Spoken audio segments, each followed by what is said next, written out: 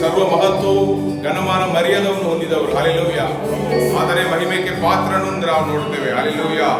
ಆದ್ರಿಂದ ನಮ್ಮ ಹಲ್ಲೆಲೂಯಾ ದೇವರನ್ನು ಪೂರ್ಣ ಮನಸ್ಸಿಂದ ನಾವು ಸ್ತುತಿಸೋಣ, ಕೊಂಡಾಡೋಣ.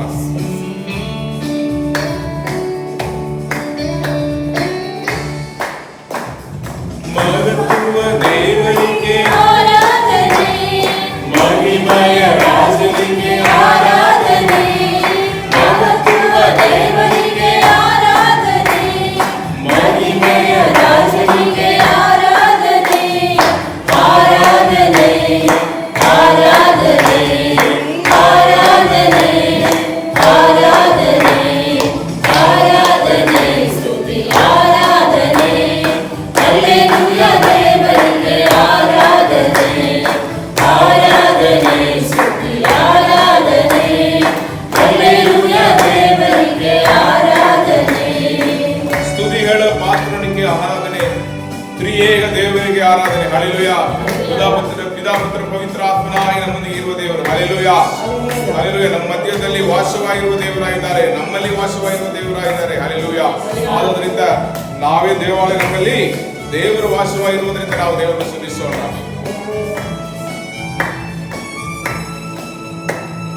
ತ್ರಿಯೇಕ ದೇವರಿಗೆ ಆರಾಧನೆ, ಸ್ತುತಿಗಳ ಪಾತ್ರನಿಗೆ ಆರಾಧನೆ. ತ್ರಿಯೇಕ ದೇವರಿಗೆ ಆರಾಧನೆ, ಸ್ತುತಿಗಳ ಪಾತ್ರನಿಗೆ ಆರಾಧನೆ. ಆರಾಧನೆ ಆರಾಧನೆ ಆರಾಧನೆ ಆರಾಧನೆ ಆರಾಧನೆ ಸ್ತುತಿ ಆರಾಧನೆ. ಹಲ್ಲೆಲೂಯಾ ದೇವರಿಗೆ ಆರಾಧನೆ ಆರಾಧನೆ ಸ್ತುತಿ ಆರಾಧನೆ. ಹಲ್ಲೆಲೂಯಾ ದೇವರಿಗೆ ಆರಾಧನೆ. ನಿತ್ಯನಾದ ದೇವರಿಗೆ ಆರಾಧನೆ, ನಿತ್ಯ ಕಾಯುವ ಕರ್ತರಿಗೆ ಆರಾಧನೆ. ಹಲ್ಲೆಲೂಯಾ. ಹಗಲು ರಾತ್ರಿ ಕಾಯುವ ದೇವರು ನಮ್ಮೊಂದಿಗೆ ಇದ್ದಾರೆ. ಹಲ್ಲೆಲೂಯಾ. ನಾವು ನಿದ್ರೆ ಮಾಡುವಾಗ ಕೂಡ ವೈರಿ ಶತ್ರು ನಮಗೆ ವಿರೋಧವಾಗಿ ಬರುವುದೆಲ್ಲ ನಮಗೆ ನೋಡಕ್ಕಾಗಲ್ಲ, ಬಟ್ ದೇವರು ಹಲ್ಲೆಲೂಯಾ ನಮಗೆ ಸಂರಕ್ಷಕನಾಗಿ ಸಂರಕ್ಷಣೆ ನೀಡುತ್ತಾರೆ. ಹಲ್ಲೆಲೂಯಾ. ಅದು ನಮ್ಮೊಂದಿಗೆ ಇದ್ದಾರೆ, 24 ಗಂಟೆ ನಮ್ಮೊಂದಿಗೆ ಇದ್ದಾರೆ. ಹಲ್ಲೆಲೂಯಾ.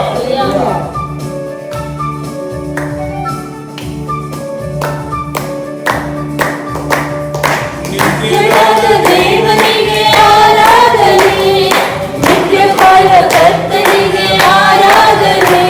ನಿತ್ಯನಾದ ದೇವರಿಗೆ ಆರಾಧನೆ, ನಿತ್ಯಕಾಲ ಕರ್ತನಿಗೆ ಆರಾಧನೆ.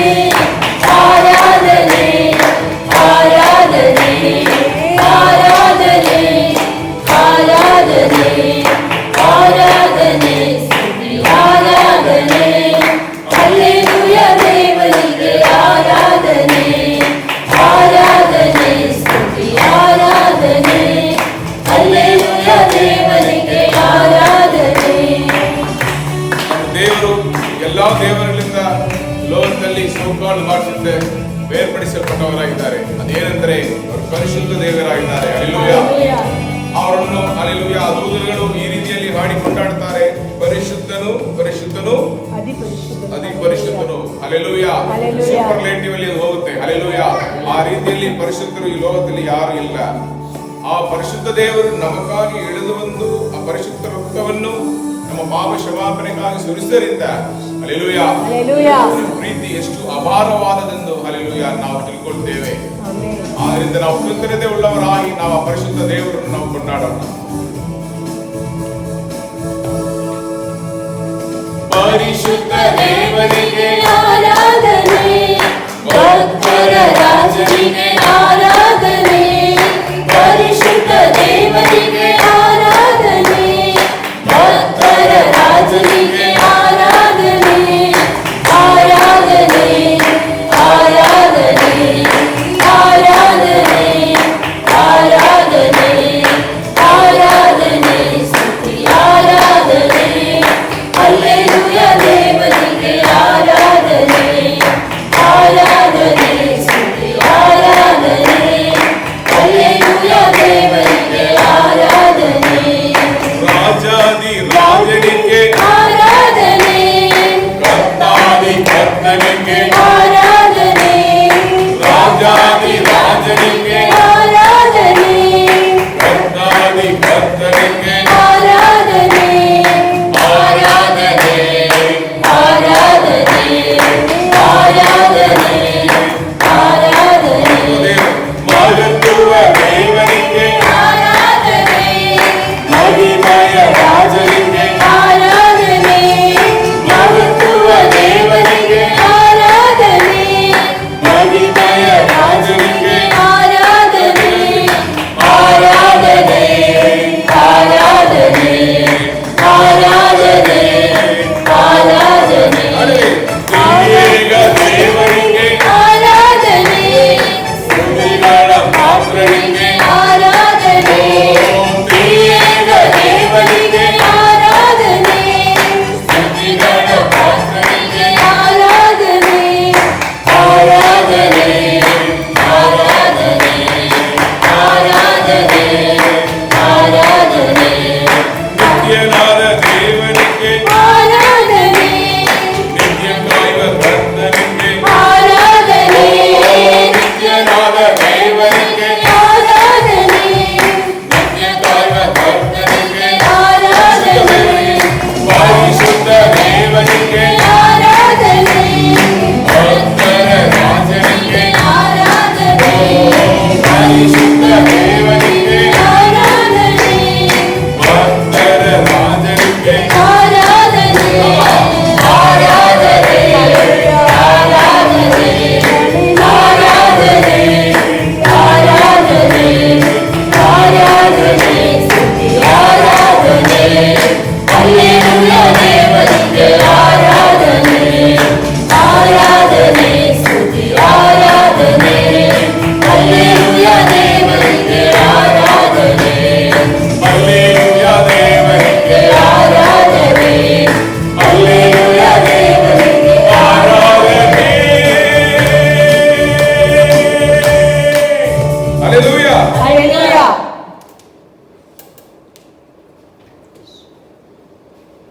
ಆರಾಧನೆಯಲ್ಲಿ ಬಿಚ್ಚದಂತ ಬಂಧನ ಇಲ್ಲ. ಹಲ್ಲೆಲೂಯ.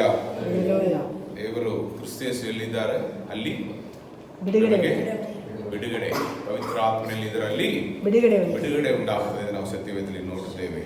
ಇರುವಾಗ ಒಂದು ವೇಳೆ ನಾವು ನಮ್ಮ ಶರೀರದಲ್ಲಿ ಏನಾದರೂ ನೋವುಗಳು, ಕಷ್ಟಗಳು, ಏನಾದರೂ ಒಂದು ಸಮಸ್ಯೆಯಲ್ಲಿ ನಾವು ಬಿಡುಗಡೆ ಇಲ್ಲದೆ ಇದ್ದರೆ ಈ ಆರಾಧನೆಯಲ್ಲಿ ನಾವು ಈ ಪ್ರಾರ್ಥನೆಯಾಗಿ, ಬರೀ ಆರಾಧನೆ ಮಾತ್ರ ಪ್ರಾರ್ಥನೆಯಾಗಿ ನಾವು ಬೇಡಿಕೊಳ್ಳುವಾಗ ದೇವರು ಏನು ಮಾಡ್ತಾರೆ, ಅವರು ನಮ್ಮನ್ನು ಮುಟ್ಟಿ ಬಿಡುಗಡೆಯನ್ನು ನೀಡುತ್ತಾರೆ. ಆದ್ದರಿಂದ ನಾವೆಲ್ಲರೂ ಕೂಡ ಈಗ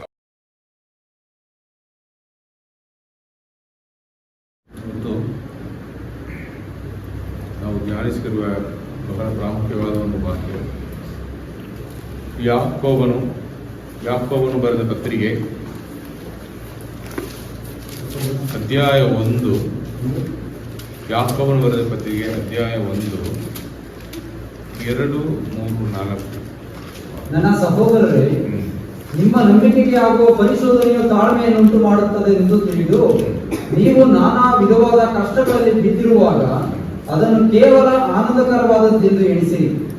ಆ ತಾಳ್ಮೆಯು ಸಿದ್ಧಿಗೆ ಬರಲಿ. ಆಗ ನೀವು ಶಿಕ್ಷಿತರು, ಸರ್ವ ಸುಗುಣವುಳ್ಳವರು, ಏನೂ ಕಡಿಮೆಯಿಲ್ಲದವರು ಆಗಿರುವಿರಿ. ಹಲ್ಲೆಲೂಯಾ. ನಾವು ಎಷ್ಟೋ ಕಾರ್ಯಗಳನ್ನು ಓದುತ್ತಾ ಬರ್ತಾ ಇದ್ದೇವೆ. ಈ ತಾಳ್ಮೆಯನ್ನು ಓದುವವರು ಬಹಳ ಕಡಿಮೆ. ಹೃದಯದೆ ರಕ್ಷಣೆ ಎಲ್ಲ ನಾವು ಮಾತನಾಡುವೆವು, ಬಟ್ ತಾಳ್ಮೆ ಇಲ್ಲದೆ ಬದುಕುವ ಒಂದು ಕಾಲದಲ್ಲಿ ಇದೆ. ಆ ಕಾಲದಲ್ಲಿಯೂ ತಾಳ್ಮೆ ಬಹಳ ಕಡಿಮೆ. ತಾಳ್ಮೆ ಅಂದ್ರೆ ಏನು? ಪೇಷನ್ಸ್. ದೀರ್ಘ ಶಾಂತಿ ಅಂತ ಇದೆ ಅಲ್ಲಿ. ಅದು ಇನ್ನೊಂದು ಹೆಸರೇನು? ದೀರ್ಘ ಶಾಂತಿ. ತಾಳ್ಮೆಗೆ ನೆಕ್ಸ್ಟ್ ಸ್ಟೆಪ್ ಅದು.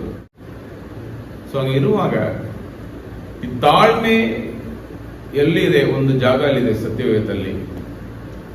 ಅದು ಬರೀ ಒಂದು ಸದ್ಗುಣ ಮಾತ್ರ ಅಲ್ಲ, ಅದು ಆತ್ಮನ ಫಲಗಳಲ್ಲಿ ಒಂದು. ಇಲ್ವಾ? ಗಲಾತ್ಯದವರೆಗೆ ಪೌಲನು ಬರೆದ ಪತ್ರಿಕೆ ಅಧ್ಯಾಯ 5:22 ಓದಿರಿ. Love, joy, peace, patience. ಗಲಾತ್ಯ 5:22. ಆದರೆ ದೇವರಾತ್ಮನಿಂದ ಉಂಟಾಗುವ ಫಲವೇನೆಂದರೆ ಪ್ರೀತಿ, ಸಂತೋಷ, ಸಮಾಧಾನ, ದೀರ್ಘಶಾಂತಿ. ಹಲ್ಲೆಲೂಯಾ. ದೀರ್ಘ ಶಾಂತಿ. ಅದನ್ನು ಇಂಗ್ಲಿಷ್ ಅಲ್ಲಿ ಹೆಂಗೆ ಕೊಟ್ಟಿದ್ದಾರೆ? ಪೇಷನ್ಸ್ ಇದ್ದಾರೆ. ಅಡಿಗೆ ಮಾಡುವಾಗ ಕೂಡ ಪೇಷನ್ಸ್ ಬೇಕು. ನಾನು ವಾಸು ಅಕ್ಕ ಅಲ್ಲದೆ ಇರುವಾಗ ಒಂದು ದಿವಸ ಅದೇನು ಬಾತ್ ಮಾಡ್ತಾ ಇದ್ದೆ. ನಾನು ವಾಸುಗೆ ಹೇಳಿದೆ, ವಾಸು ಒಂದೊಂದಾಗಿ ಹಾಕಬೇಕು, ಅದು ಹಂಗೇ ಅದನ್ನು ಏನು ಮಾಡಬೇಕು? ಫ್ರೈ ಮಾಡಿ ಒಂದು ಸುದ್ದಿ ಬಂದ ಮೇಲೆ ಲಾಸ್ಟಲ್ಲಿ ಅಕ್ಕಿ ಹಾಕಿ ಆಮೇಲೆ ನಾವೇನು ಮಾಡಬೇಕು? ಕುದಿಸ್ಬೇಕು, ಹಂಗೆ ಬಿರಿಯಾನಿ ಚೆನ್ನಾಗಿ ಬರುತ್ತೆ ಅಂತ ಹೇಳಿ ಸ್ಟಾರ್ಟ್ ಮಾಡಿದ್ವಿ. ವಾಸು ಸ್ಟಾರ್ಟ್ ಮಾಡಿದ, ನಾವಿಬ್ಬರು ತಿಂತ ಒಂದು 5 ನಿಮಿಷ ಆದಮೇಲೆ ಒಂದು ಕಾಲು ಬಂತು. ನಾನು ಈ ಕಡೆ ಹೋಗಿ ಆ ಕಡೆ ಬರೋದು ಎಲ್ಲ ಒಳಗಡೆ ವಾಸು ಏನ್ ಮಾಡಿದ್ರೆ ಇವತ್ತು ಚೆನ್ನಾಗಿ ಮಾಡ್ತಾರೆ. ಬಟ್ ಸ್ಟಾರ್ಟಿಂಗ್ ಅಲ್ಲಿ ನಾವು ಒಂದ್ ದಿವಸ ಏನ್ ಮಾಡಿಬಿಟ್ರೆ ಎಲ್ಲ ಹಾಕಿ ಅಣ್ಣ ರೆಡಿನಾ, ಅದು ಆ ದಿವಸ ಒಂಥರ ಬಂತು. ಯಾರು ಗೊತ್ತಿಲ್ಲ, ನನಗೆ ವಾಸು ಮಾತ್ರ ಗೊತ್ತು. ನಾವೆಲ್ಲ ತಿಂದ್ಬಿಟ್ಟು ಹೋಗಿದ್ದೇವೆ. ಬಟ್ ಎಲ್ಲರೂ ಹೇಳಿದ್ರು ಅಕ್ಕ ಅವರು ಮಾಡಿದ ಹಾಗೆ ಇಲ್ಲ, ಅಕ್ಕ ಅವರು ಕೈ ಪಕ್ವ ಬೇರೆ. ಆದರೂ ಕೂಡ ಅಡಿಗೆ ಮಾಡೋದಕ್ಕೆ ನೀವೊಂದು ಅಡಿಗೆ ಹೋಗ್ತೀರಾ, ಮೊದಲೇ ಒಗ್ಗರಣೆ, ಆಮೇಲೆ ಈರುಳ್ಳಿ, ಆಮೇಲೆ ನೀವು ಬಿರಿಯಾನಿ ಮಾಡಿದ್ರೆ ಶುಂಠಿ ಬೆಳ್ಳುಳ್ಳಿ ಅದು ಅದು ಅದು ವಾಸನೆ ಹೋಗಬೇಕು. ಆಮೇಲೆ ಏನು ಹಾಕ್ತೀರಿ? ಪುಡಿಗಳು ಹಾಕ್ತೀರಿ, ಆಮೇಲೆ ಟೊಮಾಟೊ, ಆಮೇಲೆ ಕೊತ್ತಂಬರಿ ಸೊಪ್ಪು, ಪುದೀನ ಸೊಪ್ಪು, ಆಮೇಲೆ ಚಿಕನ್ ನೀವು ಏನು ಮಾಡಿದ್ರು ರೆಡಿ ಆಗಿದ್ರು ಚಿಕನ್ ಹಾಕಿ ಉಪ್ಪು ಹಾಕಿ ಅದನ್ನು ಸ್ವಲ್ಪ ಸಮಯ ಏನು ಮಾಡಬೇಕು? ಹಂಗೆ ಫ್ರೈ ಮಾಡಬೇಕು. ಅದೆಲ್ಲ ಒಳಗಡೆ ಸೇರಬೇಕು. ಆಮೇಲೆ ನೀವು ನೀರು ಹಾಕಿ, ನೀವು ಅಕ್ಕಿ ಹಾಕಿ ಅದನ್ನ ಅದು ಸೋಪ್ ಮಾಡಿ ಹಾಕಿ ಕುದಿಸುವಾಗ ಆ ಬಿರಿಯಾನಿ ರುಚಿಕರವಾಗಿ ಬರುತ್ತೆ. ಅದಕ್ಕೆ ಒಂದು ಸಮಯ ತಗೋ. ನೀವು ಎಲ್ಲ ಒಂಥರ ಒಳಗಡೆ ಹಾಕಿಲ್ಲ ಹಸಿ ಒಂಥರ ಅದೊಂದು ಗುಣಗಳು ಬದಲಾಗಿ ಇದು ಮಸಾಲೆ ಟೇಸ್ಟಿಗೆ ಅದು ಬರಬೇಕು. ತಾನೆ ನಾವು ಪ್ರಾರ್ಥನೆ ಮಾಡುವ ಕೂತ್ಕೊಳ್ಳುವಾಗ ಹಂಗೆ ಕೂತ್ಕೊಂಡ ತಕ್ಷಣವೇ ಪ್ರಾರ್ಥನೆ ಮುಗಿದೋಗಿರ್ಬೇಕು. ಒಂದು ಬುಕ್ ಓದೋದು ಬರ್ತಾರೆ, ಬೈಬಲ್ ಕಾಲೇಜೆಲ್ಲ ರಿವ್ಯೂ ಕೊಡ್ತಾರೆ, ಬುಕ್ ರಿವ್ಯೂ ಕೊಡ್ತಾರೆ. ಎಷ್ಟು ಜನರು ಬುಕ್ ಅನ್ನು ಫುಲ್ ರೀಡ್ ಮಾಡಿಬಿಟ್ಟು ರಿವ್ಯೂ ಮಾಡ್ತಾ ಇರ್ತಾರೆ? ಬಹಳ ಕಡಿಮೆ. ಹಿಂದೆ ಯಾರ ಒಬ್ಬರು ಏನ್ ಮಾಡಿರ್ತಾನೆ? ರಿವ್ಯೂ ಮಾಡಿರ್ತಾನೆ. ಅದನ್ನು ಇವರು ಇಂಗ್ಲಿಷ್ ಎಲ್ಲ ಬದಲಾಯಿಸಿ ಏನ್ ಮಾಡ್ತಾರೆ? ರೂಪಾಂತರಗೊಳಿಸಿ ಬರೆದುಕೊಡ್ತಿರ್ತಾರೆ. ಆ ಬುಕ್ ಅನ್ನು ಫುಲ್ ರೀಡ್ ಮಾಡೋದೇ ಇಲ್ಲ ಯಾರು.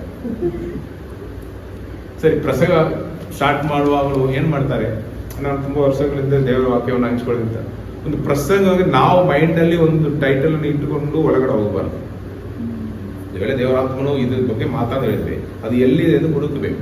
ಆ ಪ್ಯಾಸೇಜ್ ಸಿಕ್ಕಿದ ಮೇಲೆ ಆ ಪ್ಯಾಸೇಜ್ ಅನ್ನು ಒಂದು 4-5 ಸಾರಿ ಏನು ಮಾಡಬೇಕು? ಓದಿ ಆ ಪ್ಯಾಸೇಜ್ ಅಲ್ಲಿ ದೇವರು ಏನು ಮಾತನಾಡಿದ್ರು ಅದನ್ನು ತೆಗೆದು ನಾವು ಅದರಿಂದ ಪಾಯಿಂಟ್ಸ್ ತಗೊಂಡು ಜನರಿಗೆ ಕೊಡಬೇಕು. ನಾವು ತಲೆಯಲ್ಲಿ ಇಟ್ಟಿರುವುದನ್ನು ಅದು ಒಳಗಡೆ ಹಾಕಿ ಇದುವೇ ಅದು ಅಂತ ಹೇಳಬಾರ್ದು. ಹೇಳಿದಾಗ ಏನಾಗುತ್ತದೆ? ಖಂಡಿತವಾಗಿ ತಪ್ಪಾಗುತ್ತೆ. ಅದಕ್ಕೆ ನಾವು ಬೈಬಲ್ ಕಾಲೇಜಲ್ಲಿ ಎಕ್ಸ್ಪೋಸಿಟರಿ ಸರ್ಮನ್ಸ್ಗೆ ಜಾಸ್ತಿ ಏನು ಮಾಡ್ತೇವೆ? ಪ್ರಾಮುಖ್ಯತೆ ಕೊಡ್ತಾ ಇದ್ದೇವೆ.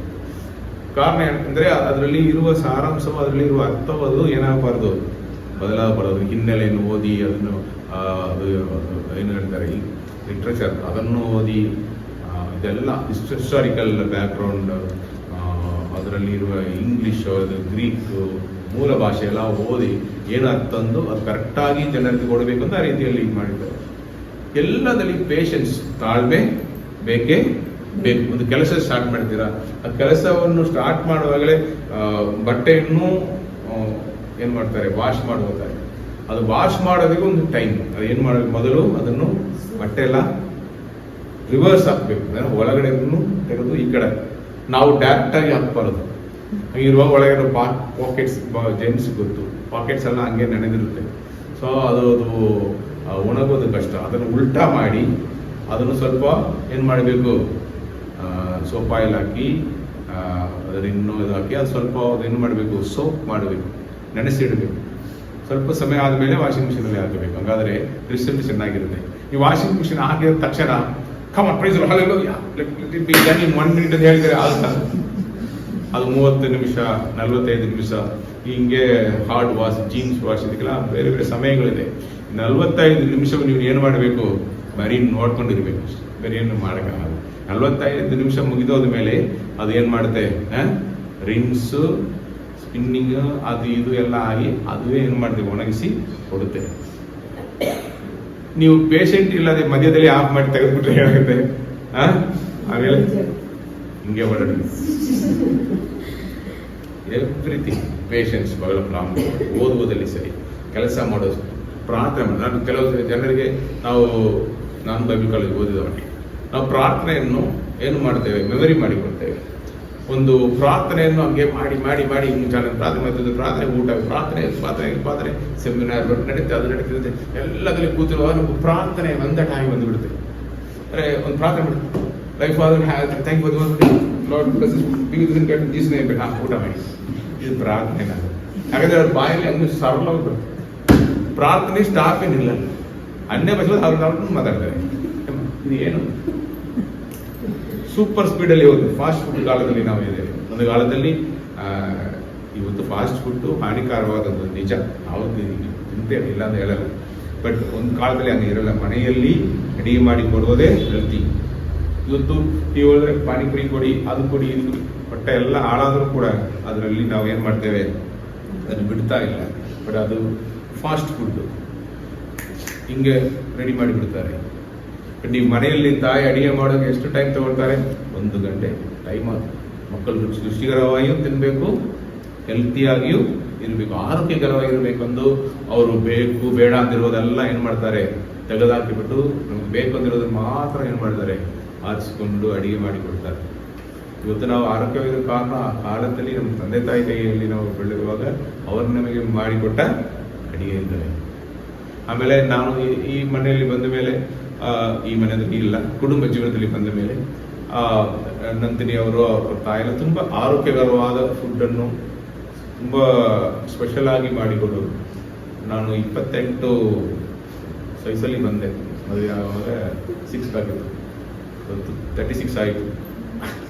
ಕಾರಣ ಏನಂದರೆ ಸ್ಟಾಪ್ ಮಾಡೋಕ್ಕಾಗಲ್ಲ. ಮನೆಯಲ್ಲಿ ಅವ್ರು ಮಾಡಿಕೊಡುವ ಫುಡ್ ತುಂಬ ಚೆನ್ನಾಗಿರುತ್ತೆ, ಹೈಜಿನಿಕ್ ಆಗಿರುತ್ತೆ. ಸೊ ಇದಕ್ಕೆಲ್ಲ ಪೇಷನ್ಸ್ ಬೇಕು. ಏನು ಬೇಕು, ತಾಳ್ಮೆ. ಸುಮ್ಮನೆ ಬೇಗ ಬೇಗ ನೀವು ಮಾಡಿದರೆ ಅದು ಚೆನ್ನಾಗಿ ಬರಲ್ಲ. ಸೊ ಅದೇ ರೀತಿಯಲ್ಲಿ ಆತ್ಮೀಯ ಜೀವನದಲ್ಲಿ ನಾವು ಕ್ರಿಸ್ತೇಸುವಿನ ಸ್ವಭಾವದಲ್ಲಿ ನಾವು ಬೆಳೆಯಬೇಕು. ನೀವು ಏನಕ್ಕೆ ಸಭೆಗೆ ಬರ್ತೀರಿ, ಯಾಕೆ ಸಭೆಗೆ ಬರ್ತೀರಿ, ನೀವು ಸಭೆ ಯಾಕೆ ದೇವರು ಕೊಟ್ಟಿದ್ದಾರೆ? ವರ್ಷಿಪ್ ಸೆಂಟರ್, ಬಂದು ಆರಾಧಿಸ್ತೇವೆ, ವಾಕ್ಯ ಕೇಳ್ತೇವೆ, ಆಮೇಲೆ ಹೋಗ್ಬಿಡ್ತೇವೆ, ಅದೆಲ್ಲ ರೀ. ಸಭೆ ಯಾಕೆ ದೇವರು ಕೊಟ್ಟಿದ್ದಾರೆ, ಅದು ಉದ್ದೇಶ ಏನು? ಆಧ್ಯಾತ್ಮಿಕ ಜೀವನದಲ್ಲಿ ಬೆಳೆಯಬೇಕು. ಸೊ ಅದು ಗ್ರೋತ್, ಸ್ಪಿರಿಚುವಲ್ ಗ್ರೋತ್ ಇರಬೇಕು. ನಾನು ನಿಮಗೆ ಮೊದಲೇ ಒಂದೊಂದು ಸಾರಿ ಸಭೆಯಲ್ಲಿ ಯಾವಾಗ ಹೇಳ್ತಾ ಇರೋದು, ನೀವು ವಿಶ್ವಾಸ ನಂಬಿಕೆ ಮೂಲಕ ರಕ್ಷಣೆ ಹೊಂದುತ್ತೀರಿ. ಮೊದಲು ಪಾಪಿಯ ಸ್ಥಿತಿಯಿಂದ ದೇವರ ಮೇಲೆ ನಂಬಿಕೆ ಇಟ್ಟು ನಾವು ಸ್ವಂತ ರಕ್ಷಣಾಗಿ ಕ್ರಿಸ್ತವನ್ನು ಸ್ವೀಕರಿಸುವಾಗ ನಾವು ಪಾಪ ಕ್ಷಮಾಪಣೆ ಹೊಂದಿ ರಕ್ಷಣೆ ಹೊಂದುತ್ತೇವೆ. ಅದು ಫಸ್ಟ್ ಸ್ಟೇಜ್, ದೀಕ್ಷಾಸನ ತಗೊಳ್ತೇವೆ. ಆಮೇಲೆ ನೀವು ಜೀವಮಾನವಲ್ಲ, ನೀವು ನೂತನ ಸೃಷ್ಟಿಯಾಗಿ ಕ್ರಿಸ್ತ ಯೇಸು, ನೀವು ಆ ದೀಕ್ಷಾಸನ ಅಂದ್ರೆ ಏನು? ಕ್ರಿಸ್ತ ಯೇಸುವಿನೊಂದಿಗೆ ಉಣಲ್ಪಟ್ಟು ನಮ್ಮ ಹಳೆಯ ಪಾಪವನ್ನು ಕ್ಷಮಿಸಲ್ಪಟ್ಟು ಒಂದು ನೂತನ ಸೃಷ್ಟಿಯ ಹೊರಗಡೆ ಬರುತ್ತೇವೆ. ಹಾಗಾದ್ರೆ ಹಳೆಯ ಪಾಪಗಳು ಕ್ಷಮಿಸಲ್ಪಟ್ಟಿದೆ. ನ್ಯೂ ಪೆನ್ ಡ್ರೈವ್, ಇನ್ನೊಂದೇನು ಮೊಬೈಲ್ ಎಲ್ಲ ಹಾಕ್ತಾರಲ್ಲ, ಅದೇನು ಇನ್ನೊಂದು ಮೆಮರಿ ಕಾರ್ಡ್, ಅದು ನೀವು ಹೊಸದಾಗಿ ತಗೊಂಡ್ರೆ ಅದರಲ್ಲಿ ಏನು ಇರಲ್ಲ. ಪಾಪದೋಷ ಇಲ್ಲದೆ ಇರುವ ನಾವು ಆ ನೂತನ ಸೃಷ್ಟಿಯಾಗಿ ಸ್ಟಾರ್ಟ್ ಮಾಡ್ತೇವೆ. ಏನಾಗ್ತೇವೆ? ಸ್ಟಾರ್ಟ್ ಮಾಡ್ತೇವೆ ಅಷ್ಟೇ. ಆಮೇಲೆ ನಾವು ದೇವರಲ್ಲಿ ಕ್ರಿಸ್ತೇಸಲ್ಲಿ ಬೆಳೆಯೋದಕ್ಕೆ ನಮಗೆ ಕೈಯಲ್ಲಿ ಕೊಡಲ್ಪಟ್ಟಿರುವುದು ಸತ್ಯ ವೇದವು. ನಮ್ಮಲ್ಲಿ ವಾಸವಾಗಿರುವರು ದೇವರ ಆತ್ಮನು. ನಮ್ಮನ್ನು ನಡೆಸೋದಕ್ಕೆ ದೇವರು ಸಭೆಗಳನ್ನು ಕೊಟ್ಟಿದ್ದಾರೆ. ಅರ್ಥವಾಯ್ತಾ? ಸೊ ಇರುವ ಸೆಕೆಂಡ್ ಪ್ರಾಸೆಸ್ ಸ್ಯಾಂಕ್ಟಿಫಿಕೇಶನ್, ಶುದ್ಧೀಕರಣೆ. ಸೆಕೆಂಡ್ ಪ್ರಾಸೆಸ್ ಶುದ್ಧೀಕರಣೆ. ಅದು ಹೆಂಗೆ ನಡ್ತಂದ್ರೆ ಲವ್ ಸ್ಯಾಂಕ್ಟಿಫಿಕೇಶನ್, ಪ್ರೀತಿಯೇ ನಮ್ಮನ್ನು ಶುದ್ಧೀಕರಿಸುವಂತದ್ದಾಗಿರುತ್ತೆ. ಅದು ಎಷ್ಟೋ ಜನರಿಗೆ ಗೊತ್ತಿಲ್ಲ. ಈ ಸತ್ಯವೇದ ಅಡಿಪಾಯ ಪ್ರೀತಿ.